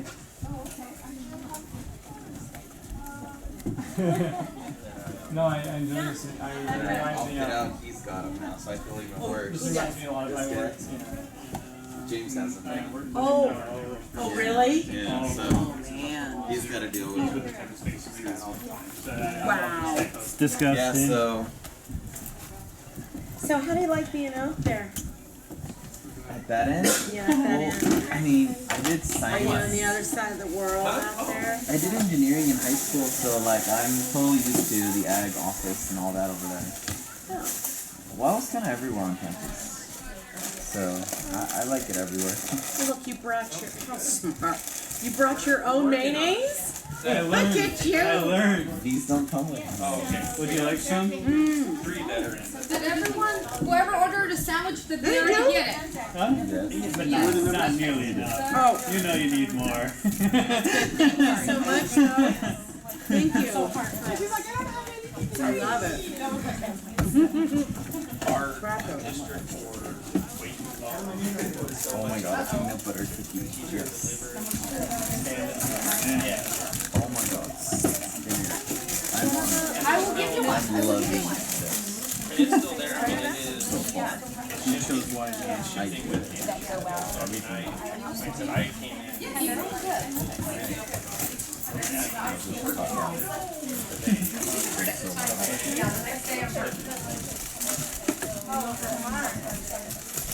And I I would say, 'cause I presented at, Dude, I remember it. Stanislaus. They're like, I sure did. It's like a tingle on your face. I did, and I'm ready to do it again. Man, I don't know if I'm kidding. Nails are really good. It really is. Would you care for any mayonnaise? No. Do you guys need any mayonnaise? Okay, I'm gonna change my whole presentation. So they come in and Thank you for offering. Some of them Bring your own mayonnaise? Hold on. Every day. He carries it in his bag, so. Huh? He carries it in his bag. Every day, so. I didn't have. I guess it's just a guy thing.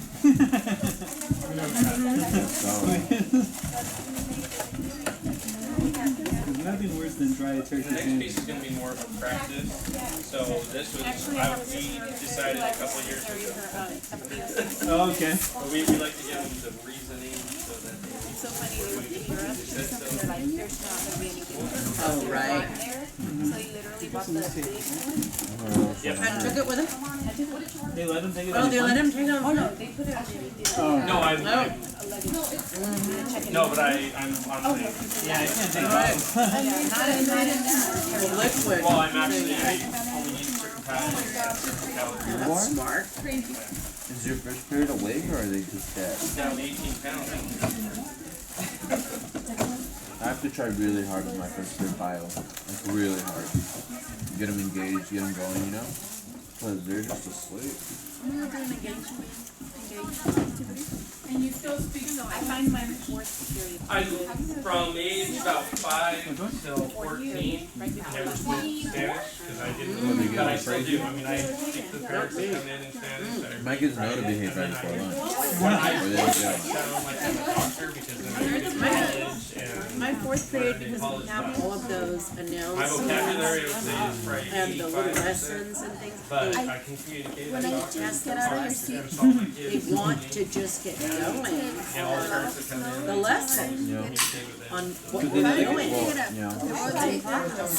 And they're just very, very Oh no, you went high school. Their seniors, Oh, they're very immature. American Idol just came out. It's an activity where they have. I don't know why.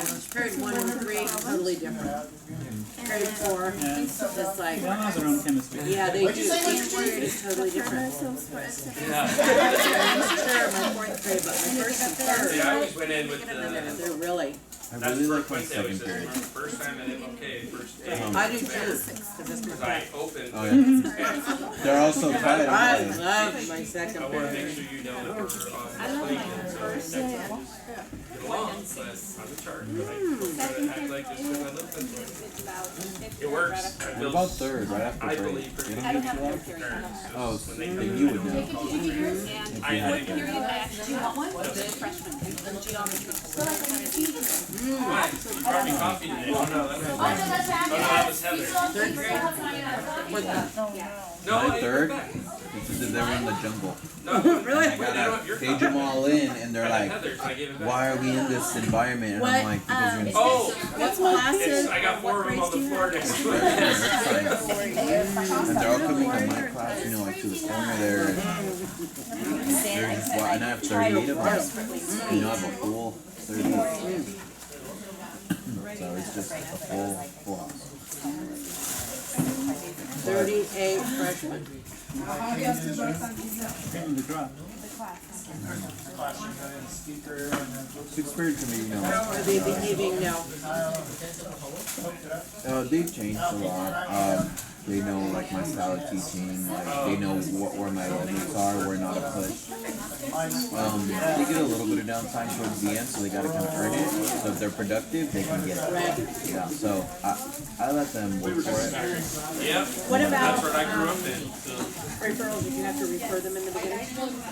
Referrals? No, actually no referrals. They Talk to just them. very Where did I see you? Yes, I did. We've done a circle. You're on it. What is it? Those, I don't even know what they're called. They're like these those reflection circles. I've done that once last semester and once this semester just with them. We talked about like role modeling, classroom management and behavior. So what I expect from them and what they expect from me. So that helped a little bit because it was almost as if they didn't know what classroom rules were. So it's an everyday challenge. You know, if I let up, oh man, they'll try to take control. But I know, Jenny said she did Sunday circles. I want you have to really be ready to have a circle. If you don't have like that leadership role, or maybe you're just not prepared, and you don't know how to direct it, I know it can go south. Yeah.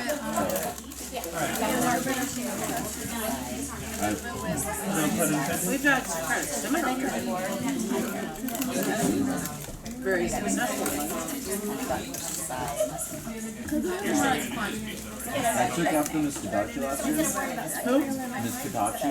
She taught Earth Science. And what they were saying, like the week after, is that that she rounded them up into small circles and she tried to tell them what to talk about, but that she had let them talk in groups, and I was just like, well, it clearly didn't work. She clearly didn't have that. She didn't do it right. They were just complaining about how ridiculous it was. I mean, it's their honest opinion. And so when she quit, they had subs every day. It was a mess. Then I came in long term, and then that's when I was just like, okay, we need some consistency. And I started fixing something that was worse than the beginning of the year. It only got worse every day. So I had an uphill battle for the longest. Did you try that class teacher? I did. Did it work? Well, he hasn't now.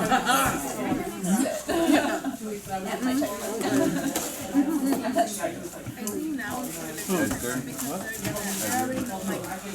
That's what I think. I would have been impressed. He doesn't want to listen to me. You're eating your dinner, but one of the things we're actually going to do is show you a video. We again wanted you to get your food. Again, we are doing a working dinner, so I apologize. I know it's supposed to be social hour, but we want to make sure you get everything that we're trying to provide for you. So Berta will explain the next piece that you can kind of watch. Hey, we're showing you movies during learning, right? Okay, so we're gonna go ahead and show you a video, not watch you a video. We're gonna show you a video, and you have a task. So I'm just going to number you off. So remember your number: 1, 2, 1, 2, 1, 2, 2 right here. 1, 2, 1, 2, 1, 2, 1, 2, 1, 2, 1, 2, 1, 2. So if you are a 1. I learned this trick in a conference that I went to. I call it a trick because it's more of a strategy, but you're going to see that you can use this with your classroom. It's called I see, I hear. Okay? So the 1s, you're going to pay attention to the teacher, and you're going to do I see. What do I see the teacher doing? And what do I hear the teacher doing? The 2s, you're going to do the same thing, but you're going to be looking at the students. I see the students, I hear the students. So what are their actions? What do you see? What do you hear? Questions?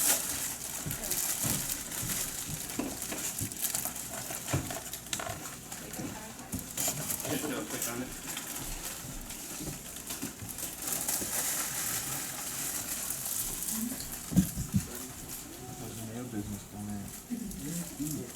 Resplendent.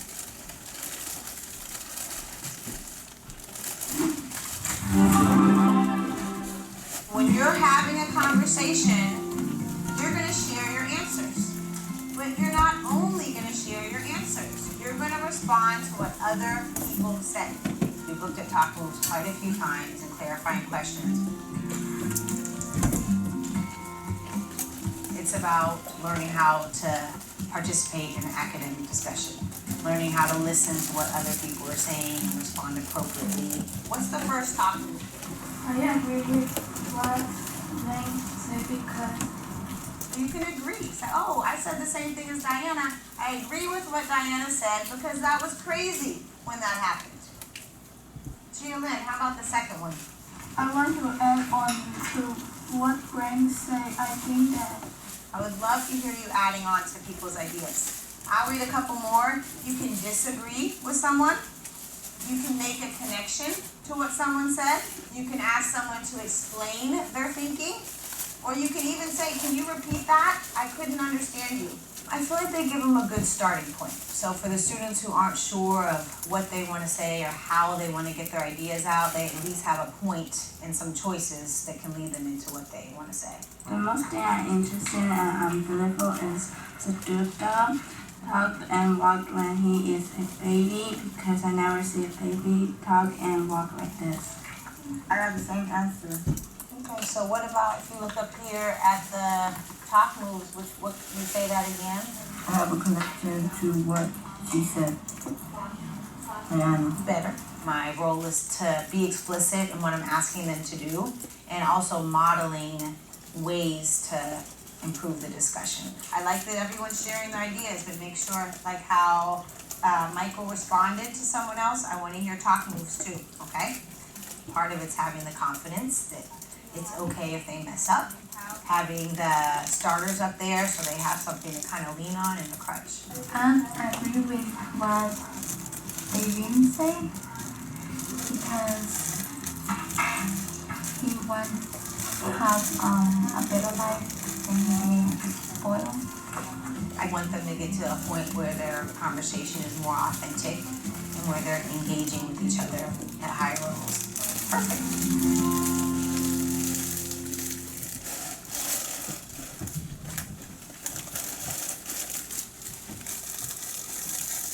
Hopefully that kind of looked like a lot of what we've already been discussing throughout the first hour or so. And one of the things that I like is that it's an ELD class. They fumbled. They were clumsy. The only thing I always say, because I'm kind of a jerk, is I would kind of correct maybe a little bit of the verbiage just for their support, but not to bring them down. Right? That's the only, instead of what I think he said, and now try it again. But that's the only, otherwise hopefully it's a lot of what we've already been talking about. So in terms of the teacher, any volunteers? I see, I hear. What did the teacher do? What did you hear the teacher do? What did you see the teacher do? Saw the teacher keep bringing them back to the question, keep returning to the guiding for the sentence then. One of the, again, when you get the PowerPoint that we have, the Google slide, sorry, at the very end, all of these on the yellow sheet are broken up into an individual slide, and there's nothing wrong with making each of those into a poster or making the one that you want to use. They're plain white, which is black writing, so of course if you want to decorate them, they'll be yours. They're not ours to keep, they're yours to use. So just like the teacher had it up there on the screen, well maybe you're using the screen and you need it somewhere else. So not a bad idea. I see, I hear for a student.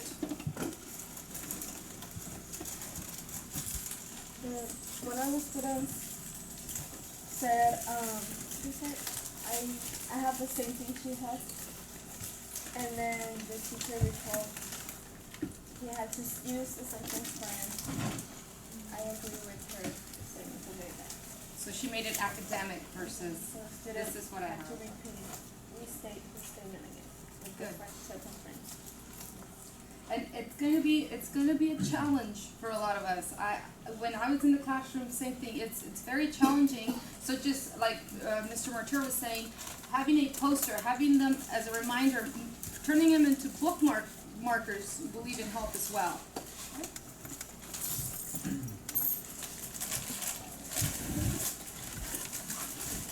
One of the items we were talking with the other folks next door is for now we're going to skip this item because you do something very similar at the end.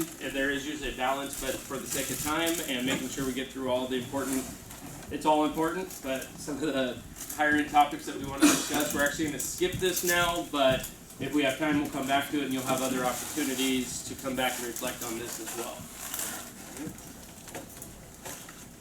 So, again, I love quotes. I send them out and I put them on all the agendas and everything when I do it at our site.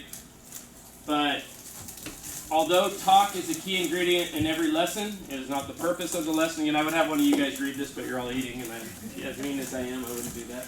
I can say it. Okay, go for it. Berta will do it. I will read it. Although talk is a key ingredient in every lesson, it is not the purpose of a lesson, but the means to an end. The development of a skill or understanding of a concept. We don't want students to simply talk. We want them to engage in highly academic oral discourse.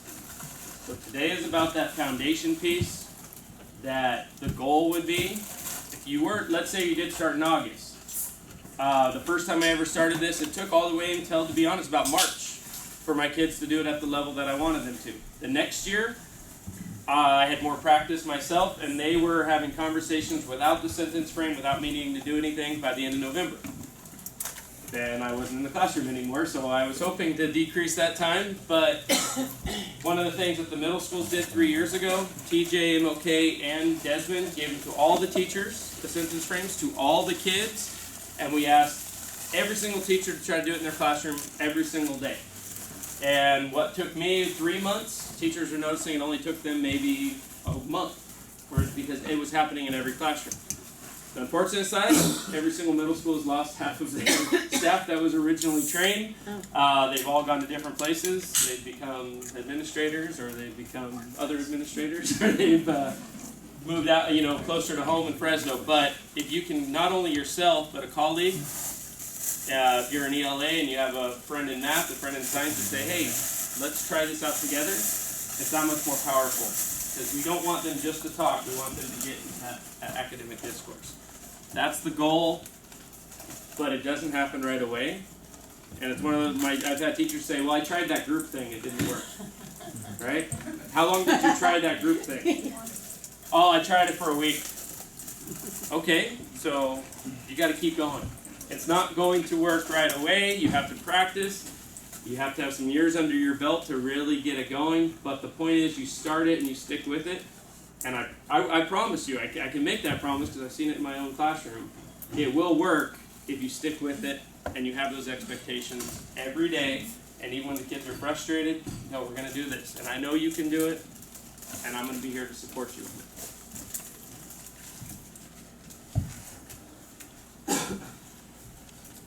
Okay, so goal. Our goal is to increase the communicativeness, I said it right, of your lesson. Linda loves that word. It's hard to say. Number one, use the engaging, useful and engaging purposes, information gaps, attention to language.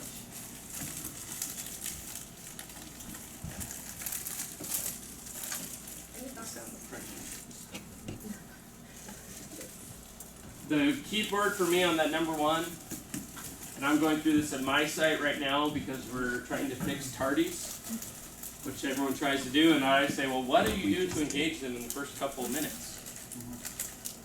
They won't miss your class if they know they need to be there, and you have something that really grips them when they walk in. Say hello. Yeah. How are you doing? How's it going? When I say, what do you do? I take attendance. I do it, and I say, okay, what are the kids doing? They're waiting for me to take attendance and answer phone. No. So that's part of this also. You got to engage them and make sure they know they're going to support you. The information gaps. It's our job to fill it. I don't allow my math department anymore to say, well, the 6th grade teachers didn't. Nope, I don't care. We don't have that. They're not in 6th grade. They're in 7th and 8th now. So let's figure out what we can do for them now, today, whether they're in kindergarten or they're a senior in high school. I don't care what they didn't do in the past, because they probably were working their butts off too, and they had gaps. It's our job to build upon that and make it better. Jennifer? I was just going to say, especially when it comes to lesson planning or the lesson thought, because I know you don't like the lesson plan, Thinking about those ELD standards and how you can really help those students and all students incorporate that language objective, your language function into each and every lesson. Just as Jennifer said that, since we're actually somehow got ahead a little bit, which is good. Going back to your question from earlier, that's my thing. I don't want to see a lesson plan. I want you to tell me what you're going to do, and I want to see your lesson thoughts. Lesson thoughts. That's why she said that, because that's my whole thing. When I meet with teachers for their addendum H, I said, tell me what your thoughts are. What do you want to accomplish? And then I try, how can I support you, not how can I evaluate you? That's different, and I presented it to administrators, and I've watched some of their faces, do that, and I've had some of them come and talk to me afterward. But I feel like I'm not that far removed yet, so I still am a teacher at heart. So anyway, lesson thoughts are how I do my things. And then number 3 is what we're talking about is those sentence frames and how do you get them to talk academically. And hopefully you have a tool that you can go back and start practicing that.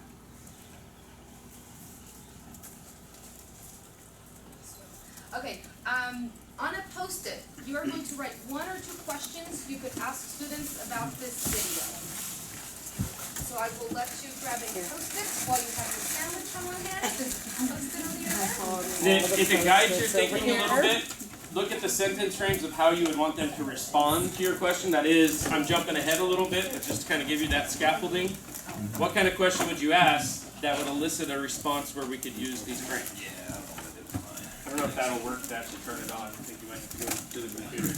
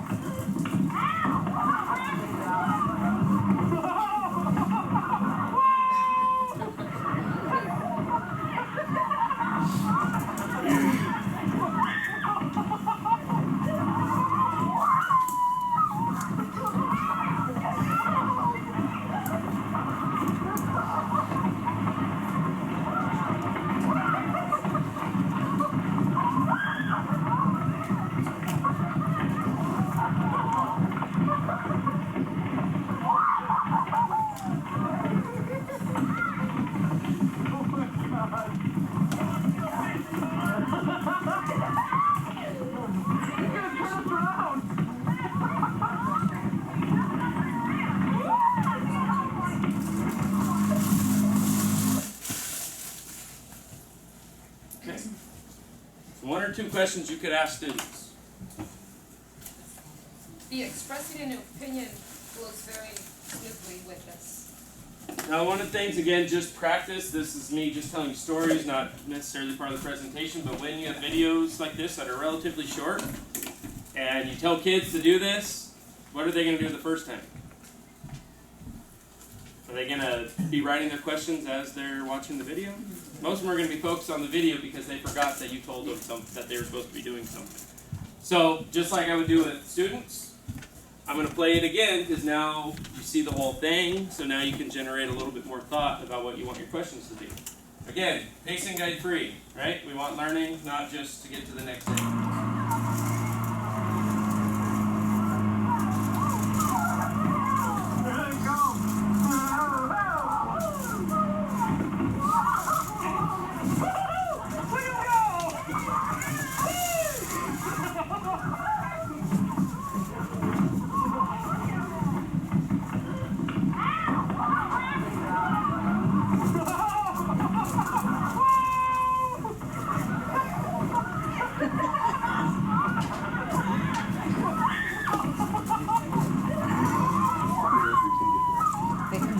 You don't pay attention, do you? He was just telling me how you're going to play these videos fast, but people don't pay attention the first time. They're supposed to do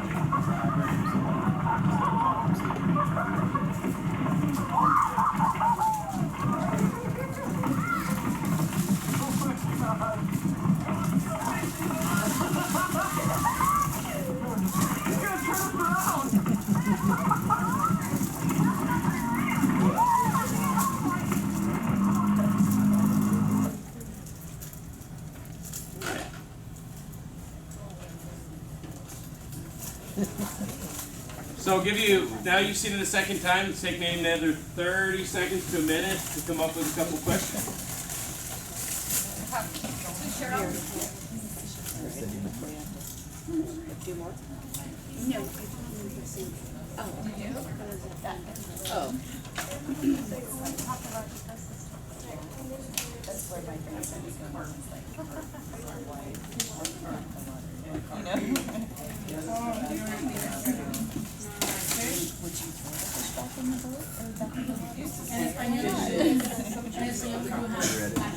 Again, to model another practice, what I'd like you to do is turn to someone next to you and let's go with person with the shortest hair. Share your questions with the person next to you. So the obvious one is why are the fish jumping? Oh, yeah, sorry. The other question is why would they want to go through it again? Because fish are nasty.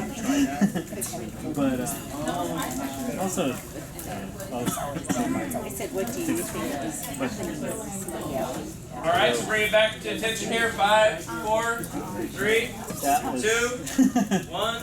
How do the kids and dad All right, feel? anyone that would like to share either what they said or what they heard said to them? Juan Carlos, do you want to share what he said? All right, please share. He said, in your opinion, why do you think... No, I apologize for interrupting, but could you, because we want to build community in our classroom, use his name for us, please? Oh, Juan Carlos, I'm sorry. Yeah. Juan Carlos said, why do you think the carp are jumping? Right. Amazing question. Do we know the answer? Some of you may, if you're, know the biology behind all that. I bet maybe. A lot of pressure. No, maybe not. You knew I was going to pick on her. I won't pick on her. All right, another question. Yes. I know. Oh, we'll go 1, 2, 3. My question is, do you agree that people in the video were having fun? fish were Good. dying. Well, someone else raised it. We had the same question. What was the same question as them? Go ahead. We actually asked, how do you think the children feel? Okay. Right. So notice again, if we're in our classroom with our kids, you can say, so we agree with the group over here, however we said it, in this way. Right? And I don't know, I saw another hand in the middle here. I just said, do you think they knew that this was going to happen? Very nice. Okay, hopefully you have those all written down. You're going to use them. Oh, I was just gonna say, why aren't these kids wearing helmets? As a mother, I was so mad if that was my husband. I was like, kidding me? We're divorcing. Hey, now you got an out. See? Really? Want to go down the river? All right, so notice all those what you could do with that in your class. Now we are going to go into a different piece about academic talk. We're going to start going into higher order questions, which is where we're taking the academic talk. So think about what they said, what you wrote down, not only how you get the kids talking about it, but what are you asking them to generate the conversations? So great conversation starts with a great question. And can I have a volunteer? The art and science of asking questions is the source of all knowledge.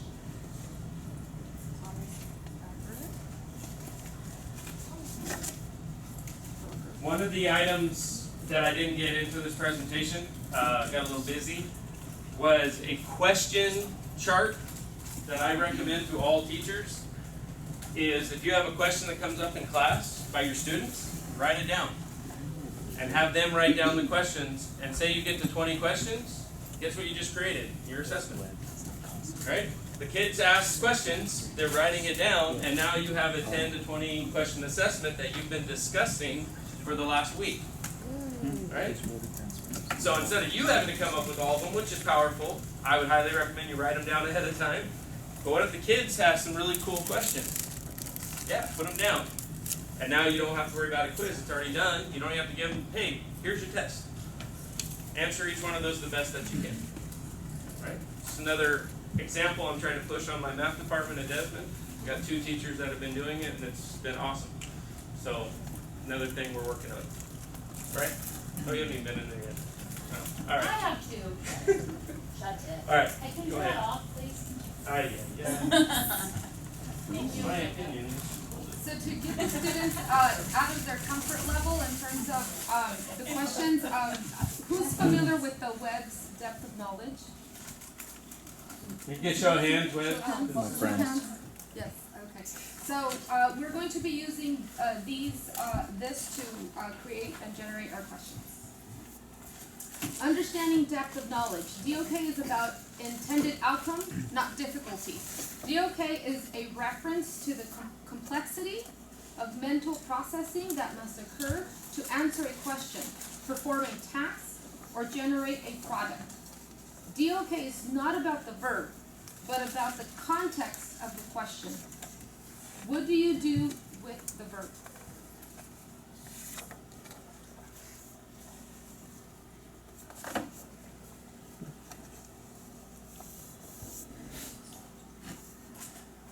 This is one of my pieces that I enjoy because if you've been in education a while, I would say maybe more than 4 years, you come across a teacher that go, that test was so hard they all failed. And they're excited about it. I gave all of them F's. Okay, so what did you not do right? Or was it too hard?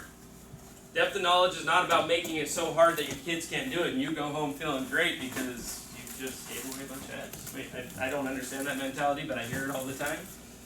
It's about the complexity. How are they responding, and how are you as the teacher building upon their responses? Okay? DOK, and I hear that all the time. This is a really hard question. It must be DOK 4. Well, actually, it's asked at a 1 level, but you're teaching 7th graders, and this is a question for seniors in high school. Okay? It's too hard for the level. But how can we change it to make it complex so they actually spark their thinking? It's not easy. And I shared with Berta and Linda, I get in arguments all the time because I push a lot of DOK stuff and really push on how else can you ask that? No, you ask it the same exact way, you just change the word. What can we add to it? How can we change it? And then when the kid responds, what are you going to do with that?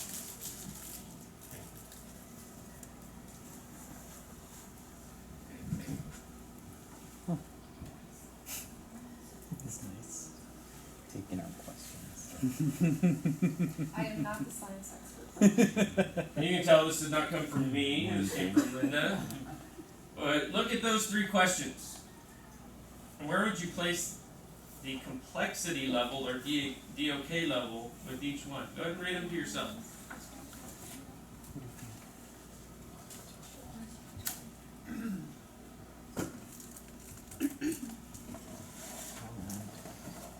And take about 30 seconds and have a little conversation with the person next to you.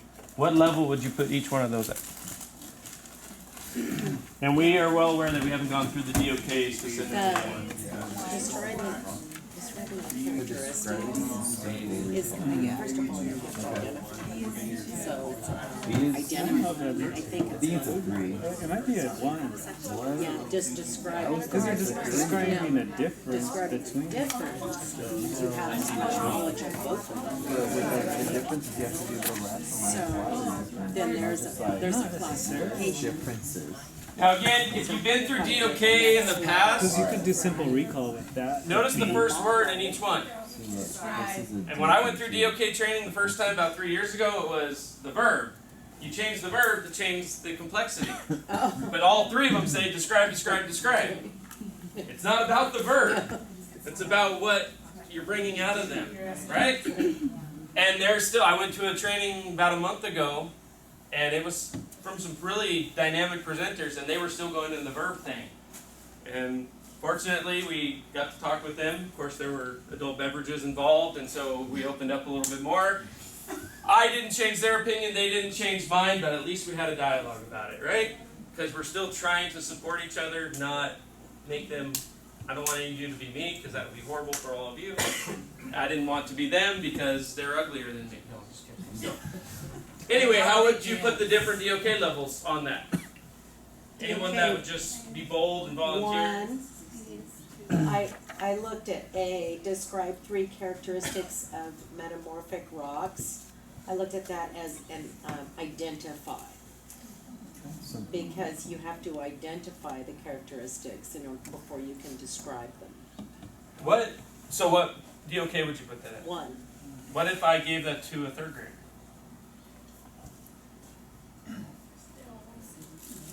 Is it still a 1? Yeah. It says level 4 because you don't even know do you even know if they know those words. Talk about, do they even know what metamorphic is? They don't have any vocabulary. So again, those are the conversations with your PLCs that you need to have, because this, for me, yeah, I think I remember learning that 20 years ago. But I couldn't even tell you, but if you told it to me and I regurgitated it and I got it, but then I asked my 5-year-old, what's a characteristic? So again, complexity, grade level, DOK does change as you go through the grade levels. What about B? For sake of argument, let's imagine this is middle school height. This is a secondary classroom, just for the sake of argument. I'll randomly select Ms. Carrillo. Oh, sorry. I would put this at a 2, level 2, because you are comparing one rock type to another. You notice that word she used? I would put this at a 2. What did she put after that? Because. It's powerful. We don't even realize we do it, but our kids don't. So remind them. Good. What about C? Randomly select someone who's wearing a purple lanyard. Just totally random. Oh wait, that's you. Where would you put C? It might be a 3 because you're creating a model. What did he start with? If it's not a creation, I don't know if that would be a 3. It might be a 2 because it might be something that you already taught. So this is my classroom and I'm trying to teach this. Can you use one of these instead of might? I think, in my opinion, because he gave his reasoning. Again, I know we're going to DOK, but I'm going to keep referencing the academic talk so you realize that in your classroom you say, I can't. It's that easy as saying, that's a great response. Will you please use one of these? Right. So, it is, go ahead. It is a 1, 2, and 3 in the same order. So A was a 1, B was a 2, C was a 3. I don't know who decided that. It wasn't me. I think Linda did, so I'll go with that. She's way smarter than I am. So, now, But if you're just reciting the model, that's not. go ahead. You can read. That's not how. So you try it. Use the same verb to write a lower level question and a higher level question. Try using the verb explain or the verb analyze. So think of the questions you wrote down about the fish. Is there a way that you can do that? By write it as a lower level and a higher level question. There are materials that we haven't referenced yet, but feel free to look ahead to them that are inside the folder. But we'll be using those more intently here in a moment. Like a thesis drawing from multiple conclusions. So just any level. Easy and difficult. Yes, ma'am. Sorry. Can you recall a time when this happened to you?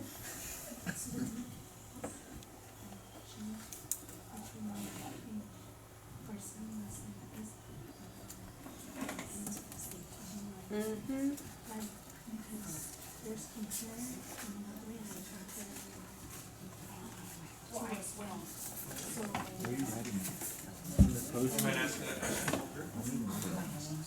Again, I'm trying to model things. Can I get your attention real quick? Sorry to interrupt.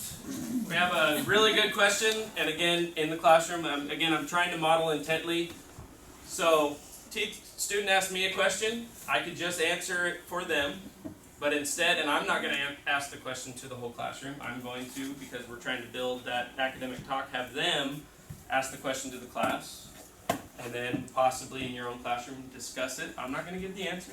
I'm just going to ask the questions. So go ahead. What you were asking me? I asked that if the DOK level of the question depends on the person of whatever you think it is, because compare can either be level 2 or level 3. And some of us thought that the questions were a 1, a 2, and a 4, and others thought it was a 1, a 2, and a 3. And it fit into both levels. So I was just wondering if there is a right or wrong answer for that. Yes. Does that help? No? So let me throw something else in there. You have an English learner, you have a special ed student, and then you have a student who's, you know, progressing. How would that look?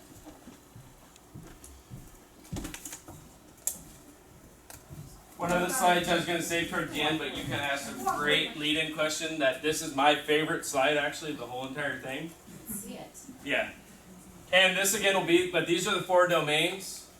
None of the stuff we're showing you and helping you with is ever going to work without these. And more importantly than any of them is this. Knowing your students and attending to all strengths and needs. So my answer to your question is, know your kids, and you know how to build the complexity in order to get them to the next level. Nothing that you ever attend at a conference, you will learn, and anything in education will work if you don't know your kids. And I don't just mean know their names, know their EL levels. Find out what their home life is like. Look through their cumes. Spend time learning about who they are, and then you realize, for again, bad story, but the first time I was teaching at MLK in Madera, I did a whole question thing about baseball. And my very first period class, 22 kids out of the 28 had never watched a baseball game in their life. So I did this whole thing about baseball, and they didn't understand that a run was a score, and that if you got a hit, it didn't actually mean that you had to actually make it safe to first base, that you didn't actually hit the ball. If you don't know baseball, it'd be confusing to you too. I didn't know my kids. So I wrote a hard question, not a complex question. So I don't know if that answers your question, but it's definitely know who you have. And that's how you build, and know your PLC too. Whoever you're working collaboratively with. Did that answer your question? Yeah. Okay.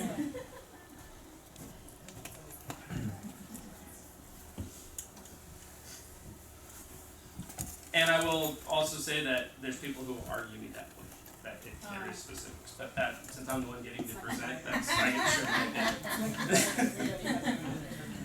There might be people in this room that would argue that point.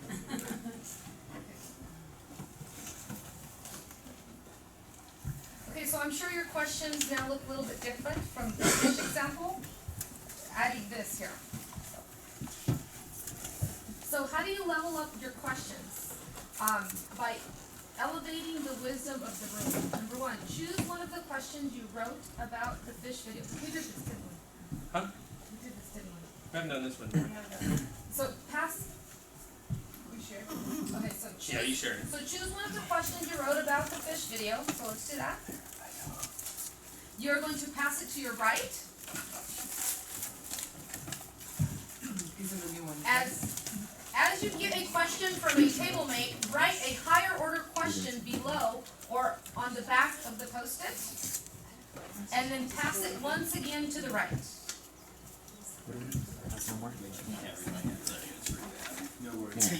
Now, on the back, and I had, it's right here, the green sheet, I had one, there it is.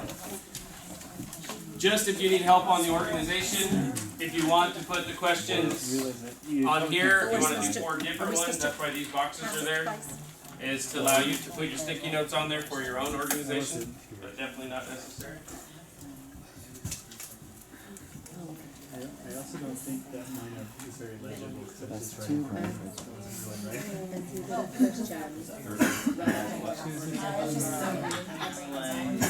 And then pass it. Oh, no, okay, I get it. Okay. Whatever the level is, you just write one more level higher. Do you get it?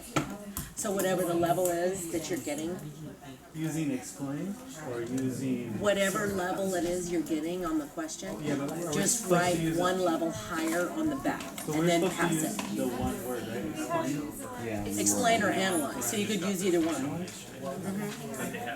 And then you passed it to her, and whatever you got. I don't have one anymore. You don't have one. Jacob? No, I got mine back. Because I'm already writing. Just either one. Okay. Yeah. Okay. Now, times are ever changing, and I'm very much a firm believer that whatever I'm doing, there's someone who's doing something much better, and I'd love to learn from them. I was very fortunate to have someone who was shadowing me at Desmond the last 3 days from Madera South. And Linda Tolliday and I were talking yesterday, and he said, hey, I got this really cool flowchart that really helps with DOK levels. So I just got this yesterday, that's why it's not in the presentation. But this is a really cool flowchart to help you building the DOK levels. First time I'd ever seen it was yesterday. But it may help you as you're first going. So if you look at it, it says, and that's why it's not up here, so I apologize for not being able to project it. But it says, is it an open-ended question? If it's yes, go to the right. Does it require extended time to complete? And that could be opinion, but that's where you can work with your PLC. Is it an investigation or application in the real world? You say, yes it is, it's an application piece. We're going to go into a DOK 4 level. Okay? This is probably the most simplified way I've ever seen DOK presented. And I love it now, and it's been in my life just about 26 hours now, and it's, you know. And it's so different. Yeah, it's not as important as my children or my golf clubs, but it's right ahead of my wife. No, I'm just kidding. My wife is a wonderful lady who works next door at the other school, so I don't say too much because I'll get in trouble. Jacob, would you use for lesson time? Yes, I would for lesson thinking, getting your thoughts out on paper, onto the computer, you're building something. You're asking a simple question in class, and you haven't prepared. Is this level 1? How can I make it a level 2? How can I make it a level 3? If you've been around for a while, you've seen the wheel. I hate the wheel because, as was brought up, there's words that exist in 2 different places. If you're all about the verb, it's great. If you're all about the complexity, how can you build it? One other item that we have shared with you that you're more than welcome to use is the DOK question stems. If you can't tell, we're a fan of sentence frames and question stems, not just for students, but for teachers also. So each one of these, notice it's not all about the verb. Just DOK 1 to 2, can you recall, can you explain? Okay? I'm not saying memorize all these, but have it out while your lesson thinking about your lesson. Alright, so just some tools that we provided for you that because of our condensed time, we are not able to go real in depth, but we wanted you to leave with some items. We still have 20 minutes, but we have some other things to go over. And then, one other item, just so you know before we go into it, is the constructive conversation skills poster. I'm not sure actually where this one came from, because Linda just shared this with me yesterday as well. I think she got this in one of her NGSS. But another one that I'm loving, it just has, if you want to go into that create, there's some frames for you.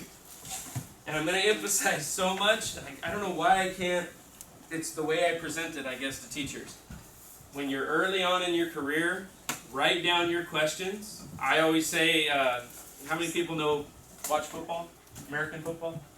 I don't really enjoy it, but I watch it. But you know, the quarterbacks always have all the plays. My first 4 years, I had this big, long cardboard strip with every question that I could possibly think of, and I had them all written down. And during class, if I couldn't think of a good question, I would look it up. My 3rd year, I didn't have to look it up as much. By about 5th year, I had them all in my head. So if you come up with a good question, write it down. Use it.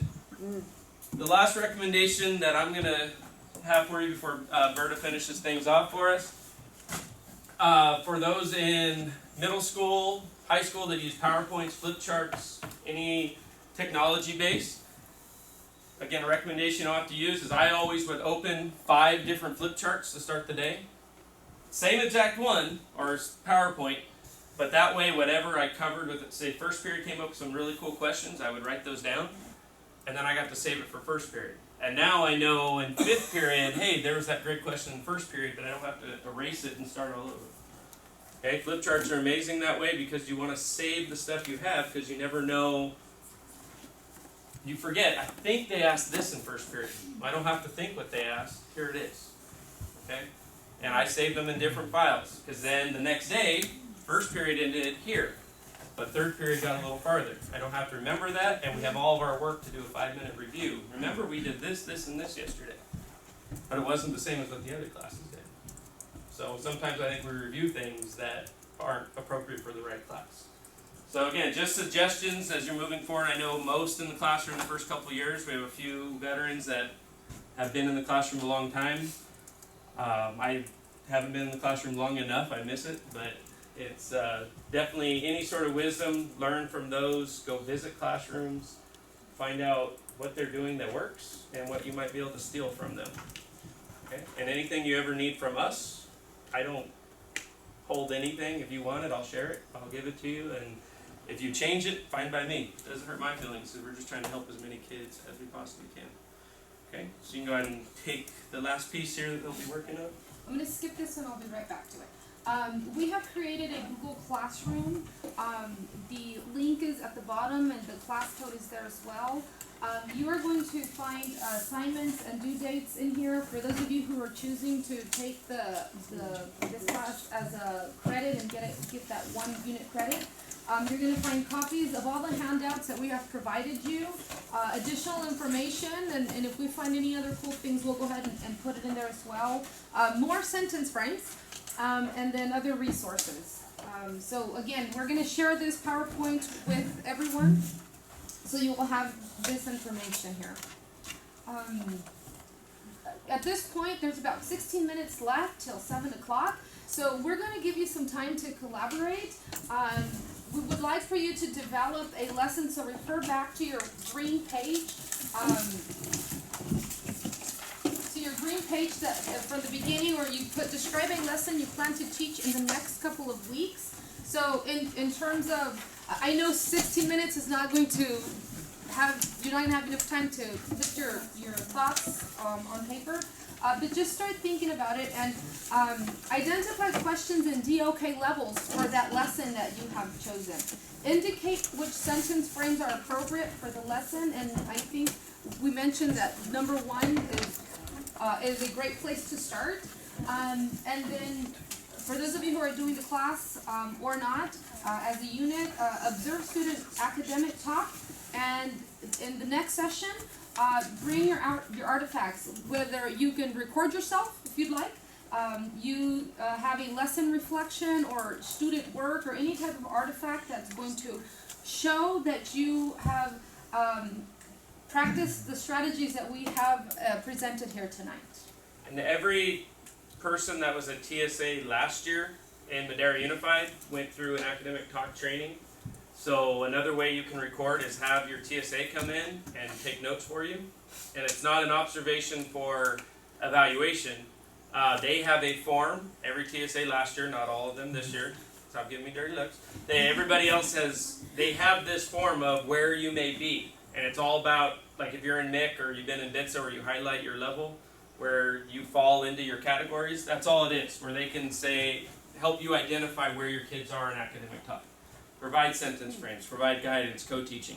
All the TSAs that were TSAs last year were trained. I know they were, because I'm the one who had to fill in all the information for them.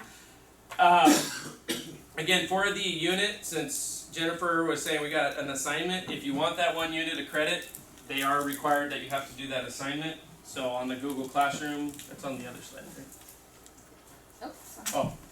So if you want, just make sure when you go into it and you're added that you go to the secondary one and you look at, I think there's 5 questions that you're supposed to answer from an article. And then of course when we come back, if you're part of this session, we hope that you will come back to the next session on April 18th. Which will be using the academic talk higher order questions in order to argue from evidence. That's the second piece of the information. And the big one for me, don't be shy. Jennifer, when do I send emails out?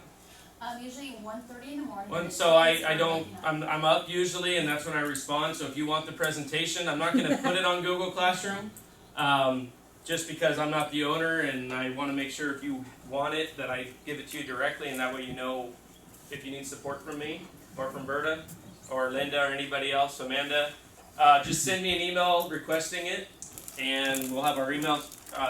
They're kind of small, but it's the same it is. Just send me an email and say I would like the academic talk presentation. I'll share it with you, and then if you have any other questions along the way, don't be shy. I do most of my work after my kiddos go to bed and my wife goes to bed, and then that's when I get quiet time with the ball game on and my computer in front of me. So please don't be shy. Ask any questions. If you need support at site, I either know someone from your site that can go help you, or I can do it directly. Alright, we want to push Madera Unified forward. It's not all about just Desmond winning or MOK or Madera South. It's really about all 20,000 plus kids doing the best they can and putting us on the map. We want to become a model district. And my main focus and my love is in the ELD world. So if there's anything that you have questions about in terms of English language learners, please feel free to contact me.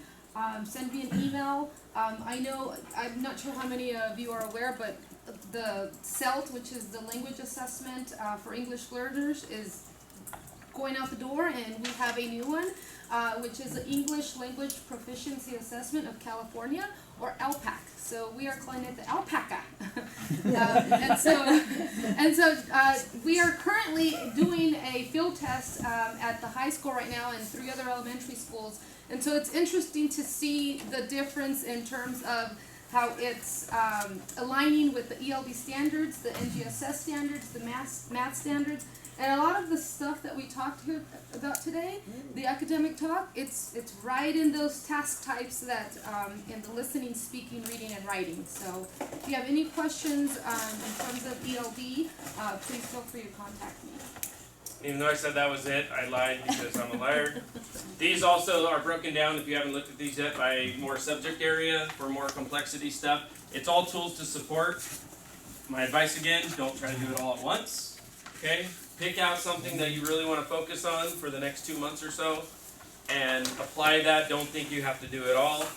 But there is career and technology education, math and science. I know there was a world language, writing, speaking, there's a world language. There's all different ones. Again, they're all tools to support you and, of course, ask us questions about.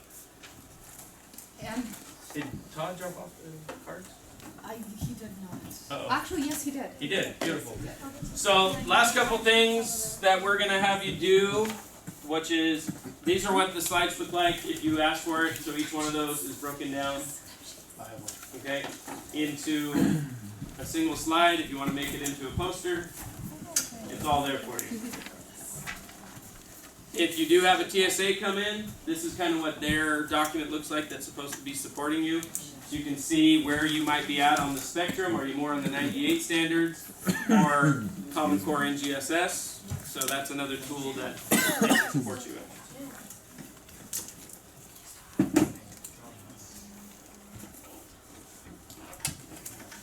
And then the very last thing, please don't forget, this is super important for us. It's important for the gentleman in the back also, because he wants to know how awesome we are. Or not, either way. If you could, while you have your laptops open or phones, it's 7 questions. The first 3 are nothing but like a multiple choice kind of thing. Password. And as you fill that out, you will be doing a raffle. I'm passing out one more ticket, and you have a Starbucks card for $10, and we also have a book. Oh, awesome book. Academic Conversation. Is it 7:30 because we had a work? Or is it 7:30? And the author, Zveres and Crawford, have a whole bunch of cool articles out there too, because you have so much time, but also really good stuff. I mean, I can. And for those blind in the back, I tried to write this a little bigger, so it might above help. me, but sure, I'll throw in my 10 months. I need to give you the practice. You need practice for academic language and academic. So we have about 10 minutes. You can collaborate, fill out your cards, possibly prepare a lesson, ask questions. But for us, the very most important at the end is that we get that feedback. And make sure, honest feedback, help us improve every time. What do we do? Great question. Jacob, in terms of lunch, we don't, it's just 4:30 to 7 straight, right? Yes. That's why we did a working lunch. 4:30 to 7:30. For your timesheets, if you're wanting to get paid through your 500, it is 4:30 to 7 straight through. No, that's why we had you rooting while we were working. So what do we? They're wanting to hang out at the parking lot for the half hour. The job report, where do we put? Put academic talk. Academic forward. talk? Yeah. And please sign it. And if you, I'm sorry, I keep telling you one more thing. If you have your strips, if you could get those back in the envelope for us also, and I'll come around and pick those up.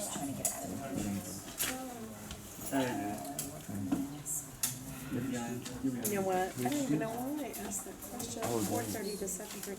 I was thinking 4 to 7:30. Yeah, you're kind of going, oh, where's she coming up with that? Yeah, that's why I was just, yeah, no.